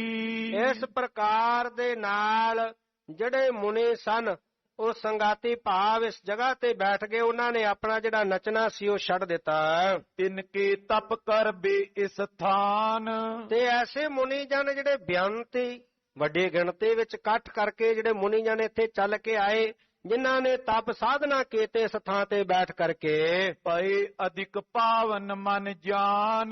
ਤਾਂ ਕਰਕੇ ਹਿੰਦੂ ਮਤ ਦੇ ਅੰਦਰ, ਸਨਾਤਨ ਮਤ ਦੇ ਅੰਦਰ ਮੰਨਣਾ ਹੈ ਕਿ ਉਹਨਾਂ ਦਾ ਇਹ ਜਿਹੜਾ ਧਰਮ ਸਥਾਨ ਹੈ, ਇਹ ਜਿਹੜਾ ਤੀਰਥ ਹੈ, ਇਹ ਬਹੁਤ ਪਵਿੱਤਰ ਹੈ, ਬੜਾ ਪਾਵਨ ਹੈ। ਇੱਥੇ ਇਸ਼ਨਾਨ ਕਰਨ ਦਾ ਮਹਾਨ ਮਹਾਤਮ ਸਨਾਤਨ ਮਤ ਵਾਲੇ ਵੀਰ ਮੰਨਦੇ ਹਨ, ਕਿਉਂਕਿ ਇੱਥੇ ਬਹੁਤ ਮੁਨੀਆਂ ਨੇ ਰਹਿ ਕੇ ਤਪ ਕੀਤਾ। ਕਰੇ ਇਸ਼ਨਾਨ ਸੋ ਹੋਏ ਪੁਨੀਤ। ਤੇ ਉਹਨਾਂ ਦਾ ਮੰਨਣਾ ਹੈ ਕਿ ਜਿਹੜਾ ਸਰਸਵਤੀ ਦੇ ਨਦੀ ਦੇ ਇਸ ਪਹਿਵੇ ਵਾਲੇ ਸਥਾਨ ਤੇ ਪਹੁੰਚ ਕੇ, ਜਿੱਥੇ ਮੁਨੀ ਜਿਨ੍ਹਾਂ ਨੇ ਬੈਠ ਕੇ ਬੰਦਗੀ ਕੀਤੀ, ਤਪ ਕੀਤਾ, ਉਹ ਪਰਮੇਸ਼ਰ ਨੂੰ ਆਰਾਧਿਆ, ਹਜ਼ਾਰਾਂ ਸਾਲ ਬੈਠ ਕੇ ਬੰਦਗੀ ਕੀਤੀ, ਇਸ ਸਰਸਵਤੀ ਦੇ ਨਦੀ ਦੇ ਵਿੱਚ ਇਸ਼ਨਾਨ ਕਰਨ ਦੇ ਨਾਲ ਉਹ ਮੰਨਦੇ ਨੇ ਕਿ ਅਸੀਂ ਪਵਿੱਤਰ ਹੋ ਜਾਂਦੇ ਆ, ਸਾਡੀ ਆਤਮਾ ਪਵਿੱਤਰ ਹੋ ਜਾਂਦੀ ਹੈ। ਇਮ ਪ੍ਰਸੰਗ ਸੁਨ ਕੈ ਸ਼ੁਭ ਰੀਤ। ਇਸ ਪ੍ਰਕਾਰ ਦੇ ਨਾਲ ਜਦੋਂ ਸਾਰੀਆਂ ਸਿੱਖ ਸੰਗਤਾਂ ਜਿਹੜੀਆਂ ਗੁਰੂ ਸਾਹਿਬ ਜੀ ਦੇ ਨਾਲ ਸਨ, ਜਿਨ੍ਹਾਂ ਨੇ ਸਵਾਲ ਕੀਤਾ ਸੀ, ਪੁੱਛਿਆ ਸੀ ਧੰਨ ਗੁਰੂ ਅਮਰਦਾਸ ਪਾਤਸ਼ਾਹ ਜੀ ਨੂੰ ਕਿ ਸਤਿਗੁਰੂ ਪਾਤਸ਼ਾਹ ਜੀ, ਹਿੰਦੂ ਵੀਰ ਮੰਨਦੇ ਨੇ, ਸਨਾਤਨ ਮਤ ਦਾ ਮੰਨਣਾ ਹੈ ਕਿ ਸਰਸਵਤੀ ਨਦੀ ਬੜੀ ਪਵਿੱਤਰ ਹੈ, ਬੜਾ ਪਾਵਨ ਅਸਥਾਨ ਹੈ, ਜਿਹਦੇ ਇਸ਼ਨਾਨ ਕਰਨ ਦਾ ਬੜਾ ਵੱਡਾ ਮਹਾਤਮ ਹੈ, ਇਹ ਕਿਉਂ ਹੈ, ਕਾਰਨ ਕੀ ਹੈ? ਤੇ ਇਹ ਸਾਰੀਆਂ ਸਿੱਖ ਸੰਗਤਾਂ ਨੂੰ ਸਤਿਗੁਰੂ ਪਾਤਸ਼ਾਹ ਜੀ ਨੇ ਜਦੋਂ ਦੱਸਿਆ ਤੇ ਸਿੱਖ ਸੰਗਤਾਂ ਨੇ ਗੁਰੂ ਸਾਹਿਬ ਜੀ ਕੋਲੋਂ ਸੁਣਿਆ ਹੈ। ਸੰਗਤ ਪਈ ਹਰਖ ਕਰ ਨਮੋ। ਤੇ ਹੁਣ ਸਾਰੇ ਸੰਗਤ ਬੜੇ ਪ੍ਰਸੰਨ ਹੋਈ ਤੇ ਬੜੇ ਪ੍ਰਸੰਨ ਹੋ ਕੇ ਧੰਨ ਗੁਰੂ ਅਮਰਦਾਸ ਪਾਤਸ਼ਾਹ ਜੀ ਨੂੰ ਸਾਰਿਆਂ ਨੇ ਨਮਸਕਾਰ ਕੀਤੀ ਹੈ, ਵੰਦਨਾ ਕੀਤੀ ਹੈ। ਸਾਰਸਵਤੀ ਮੱਜੇ ਤੈ ਸਮੋ। ਤੇ ਸਰਸਵਤੀ ਦੇ ਵਿੱਚ, ਕਿਉਂਕਿ ਸਰਸਵਤੀ ਗੰਗਾ ਜਮਨਾ ਸਰਸਤੀ ਤੇ ਕਰੈ ਉਦਮ ਧੂਰ ਸਾਧੋ ਕੀ ਤਾਈ, ਉਹ ਬੇਨਤੀਆਂ ਕਰ ਰਹੀਆਂ ਸਨ, ਪੁਕਾਰਾਂ ਕਰ ਰਹੀਆਂ ਸਨ ਕਿ ਗੁਰੂ ਸਾਹਿਬ ਕਿਰਪਾ ਕਰੋ, ਆਪਣੇ ਮੁਬਾਰਕ ਚਰਨ ਸਾਡੇ ਵਿੱਚ ਪਾਓ ਤਾਂ ਕਿ ਸਾਡੇ ਵਿੱਚੋਂ ਪਾਪਾਂ ਦੀ ਮੈਲ ਖਤਮ ਹੋ ਜਾਵੇ, ਪਾਪਾਂ ਦੀ ਮੈਲ ਦਾ ਭਾਰ ਸਾਡੇ ਤੇ ਬਹੁਤ ਹੈ, ਜਿਹਦੀ ਪੀੜਾ ਸਹਿਣ ਕਰਨੀ ਬੜੀ ਕਠਿਨ ਹੈ। ਉਹਨਾਂ ਦੀ ਬੇਨਤੀ ਮੰਨ ਕੇ ਗੁਰੂ ਸਾਹਿਬ ਗਏ ਗੁਰੂ ਅਮਰਦਾਸ ਪਾਤਸ਼ਾਹ ਜੀ, ਤੇ ਧੰਨ ਗੁਰੂ ਅਮਰਦਾਸ ਪਾਤਸ਼ਾਹ ਜੀ ਨੇ ਸਰਸਵਤੀ ਨਦੀ ਦੀ ਬੇਨਤੀ ਨੂੰ ਮੰਨ ਕੇ ਆਪਣੇ ਮੁਬਾਰਕ ਚਰਨ ਸਤਿਗੁਰੂ ਪਾਤਸ਼ਾਹ ਜੀ ਨੇ ਉਸ ਨਦੀ ਵਿੱਚ ਪਾਏ। ਉਹਦੇ ਜਲ ਨੂੰ ਪਵਿੱਤਰ ਕੀਤਾ ਸਤਿਗੁਰੂ ਪਾਤਸ਼ਾਹ ਜੀ ਨੇ, ਤੇ ਸਾਰੀਆਂ ਸਿੱਖ ਸੰਗਤਾਂ ਨੇ ਇਸ਼ਨਾਨ ਕੀਤਾ।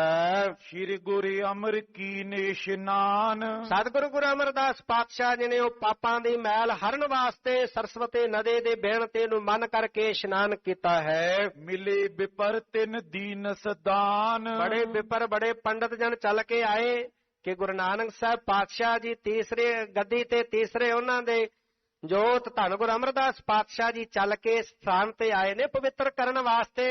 ਉਹ ਵੀ ਦਰਸ਼ਨ ਕਰਨ ਵਾਸਤੇ ਤੋਂ ਚੱਲ ਕੇ ਆਏ, ਤੇ ਗੁਰੂ ਸਾਹਿਬ ਦੀ ਸ਼ਰਨ ਵਿੱਚ ਜਦੋਂ ਕੋਈ ਚੱਲ ਕੇ ਆਉਂਦਾ ਭਾਵਨਾ ਨਾਲ, ਤੇ ਗੁਰੂ ਪਾਤਸ਼ਾਹ ਫਿਰ ਝੋਲੀਆਂ ਭਰ ਕੇ ਤੋਰਦੇ ਨੇ ਨਾ। ਇਹਨਾਂ ਦੇ ਮਨ ਅੰਦਰ ਭਾਵਨਾ ਸੀ ਕਿ ਗੁਰੂ ਸਾਹਿਬ ਦਾਨ ਦਸ਼ਨਾ ਦੇਣਗੇ, ਤੇ ਗੁਰੂ ਸਾਹਿਬ ਜੀ ਨੇ ਸਾਰੇ ਚੱਲ ਕੇ ਆਏ ਹੋਏ ਬ੍ਰਾਹਮਣਾਂ ਨੂੰ ਦਾਨ ਦਿੱਤਾ ਹੈ, ਮਾਇਆ ਦਿੱਤੀ ਹੈ। ਏਕ ਨਿਸਾ ਬਸ ਤਹਾਂ ਬਿਤਾਈ। ਇੱਕ ਰਾਤ ਦਾ ਸਮਾਂ ਧੰਨ ਗੁਰੂ ਅਮਰਦਾਸ ਪਾਤਸ਼ਾਹ ਜੀ ਨੇ ਇਸ ਸਥਾਨ ਤੇ ਰਹਿ ਕੇ ਸੁਖ ਦੇ ਸਹਿਤ ਬਤੀਤ ਕੀਤਾ ਹੈ। ਉੱਠੇ ਪ੍ਰਾਤ ਕੀਰਤਨ ਧੁਨ ਗਾਈ। ਅੰਮ੍ਰਿਤ ਵੇਲਾ ਹੋਇਆ, ਅੰਮ੍ਰਿਤ ਵੇਲੇ ਸਤਿਗੁਰੂ ਪਾਤਸ਼ਾਹ ਜੀ ਜਾਗੇ ਹਨ, ਸਾਰੀਆਂ ਸਿੱਖ ਸੰਗਤਾਂ ਜਾਗੀਆਂ ਹਨ। ਸੌਚ ਇਸ਼ਨਾਨ ਕੀਤਾ ਤੇ ਉੱਚੀ ਕੀਰਤਨ ਦੀ ਧੁਨ ਉੱਠੀ ਹੈ। ਆਸਾ ਕੀ ਵਾਰ ਦਾ ਕੀਰਤਨ ਆਰੰਭ ਹੋਇਆ। ਕਰ ਇਸ਼ਨਾਨ ਸੁਖ ਮਾਨ ਕਨੇਰਾ। ਸਾਰਿਆਂ ਨੇ ਸੁਖ ਦੇ ਸਹਿਤ ਇਸ਼ਨਾਨ ਕੀਤਾ ਤੇ ਬਾਣੀ ਦੇ ਨਾਲ ਜੁੜ ਕਰਕੇ ਗੁਰੂ ਸਾਹਿਬ ਦੇ ਦਰਸ਼ਨ ਪ੍ਰਾਪਤ ਕਰਕੇ ਵੱਡਾ ਸੁਖ ਜਿਹੜਾ ਉਹ ਪ੍ਰਾਪਤ ਕੀਤਾ ਹੈ। ਕਨੇਰਾ ਸੁਖ ਭਾਵ ਵੱਡੇ ਸੁਖ ਨੂੰ ਮੰਨਣਾ ਕੀਤਾ ਹੈ। ਕਰਿਓ ਕੂਚ ਪੁਨ ਆਗੇ ਡੇਰਾ। ਇੱਥੇ ਰਹਿ ਕੇ ਅੰਮ੍ਰਿਤ ਵੇਲੇ ਦੀ ਸੰਭਾਲ ਕੀਤੀ। ਆਸਾ ਕੀ ਵਾਰ ਦਾ ਕੀਰਤਨ ਹੋਇਆ, ਸਾਰੀਆਂ ਸਿੱਖ ਸੰਗਤਾਂ ਇਲਾਕੇ ਦੇ ਲੋਕ ਚੱਲ ਕੇ ਆਏ, ਗੁਰੂ ਸਾਹਿਬ ਦੇ ਦਰਸ਼ਨ ਕੀਤੇ। ਕੁਝ ਸਮਾਂ ਇੱਥੇ ਫਿਰ ਰਹਿ ਕੇ ਦੀਵਾਨਾਂ ਦੀ ਸਮਾਪਤੀ ਹੋਈ। ਸਤਿਗੁਰੂ ਪਾਤਸ਼ਾਹ ਜੀ ਅੱਗੇ ਵੱਲ ਨੂੰ ਕੂਚ ਕੀਤਾ ਹੈ। ਦੋਹਰਾ ਤੈਂਤੇ ਪੁਨ ਆਗੇ ਚਲੇ ਸੰਗਤ ਸਤਿਗੁਰ ਸੰਗ। ਸਤਿਗੁਰੂ ਪਾਤਸ਼ਾਹ ਜੀ ਇਸ ਸਥਾਨ ਤੇ ਇੱਕ ਰਾਤ ਬਤੀਤ ਕਰਕੇ ਅੱਗੇ ਜਿਹੜਾ ਥਨੇਸਰ ਵਾਲਾ ਸਥਾਨ ਹੈ, ਜਿਹੜਾ ਹਿੰਦੂ ਮਤ ਦੇ ਅੰਦਰ ਬੜਾ ਪਵਿੱਤਰ ਇਹਨਾਂ ਨੇ ਮੰਨਿਆ, ਸਨਾਤਨ ਮਤ ਵਾਲੇ ਹਿੰਦੂ ਵੀਰ ਮੰਨਦੇ ਨੇ, ਇਹਨਾਂ ਦਾ ਬੜਾ ਪਵਿੱਤਰ ਸਥਾਨ ਹੈ। ਕੁਰੂਕਸ਼ੇਤਰ ਜ਼ਿਲ੍ਹੇ ਦੇ ਅੰਦਰ ਥਨੇਸਰ ਦਾ ਥਾਨ, ਜਿੱਥੇ ਸ਼੍ਰੀ ਕ੍ਰਿਸ਼ਨ ਜੀ ਨੇ ਅਰਜਨ ਜੀ ਨੂੰ ਗੀਤਾ ਦਾ ਗਿਆਨ ਕਰਵਾਇਆ ਸੀ, ਜਿੱਥੇ ਆਪਣਾ ਰੱਥ ਰੋਕਿਆ।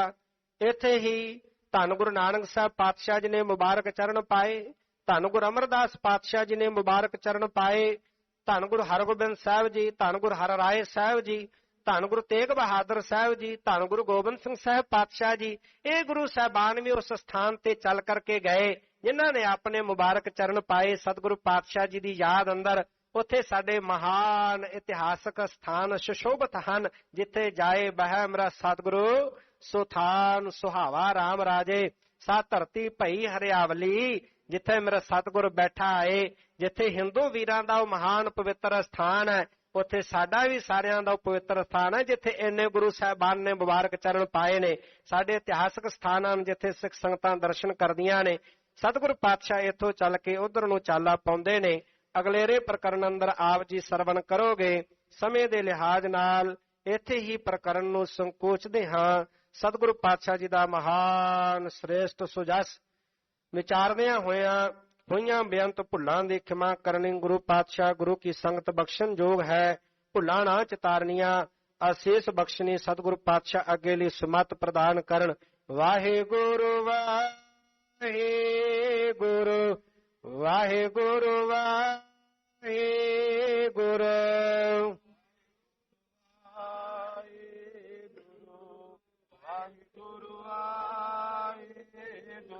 ਵਾਹਿਗੁਰੂ ਵਾਹਿਗੁਰੂ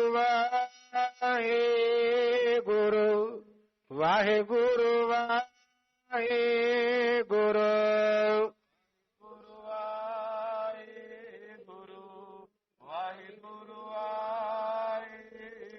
ਵਾਹਿਗੁਰੂ ਵਾਹਿਗੁਰੂ ਵਾਹਿਗੁਰੂ ਵਾਹਿਗੁਰੂ ਵਾਹਿਗੁਰੂ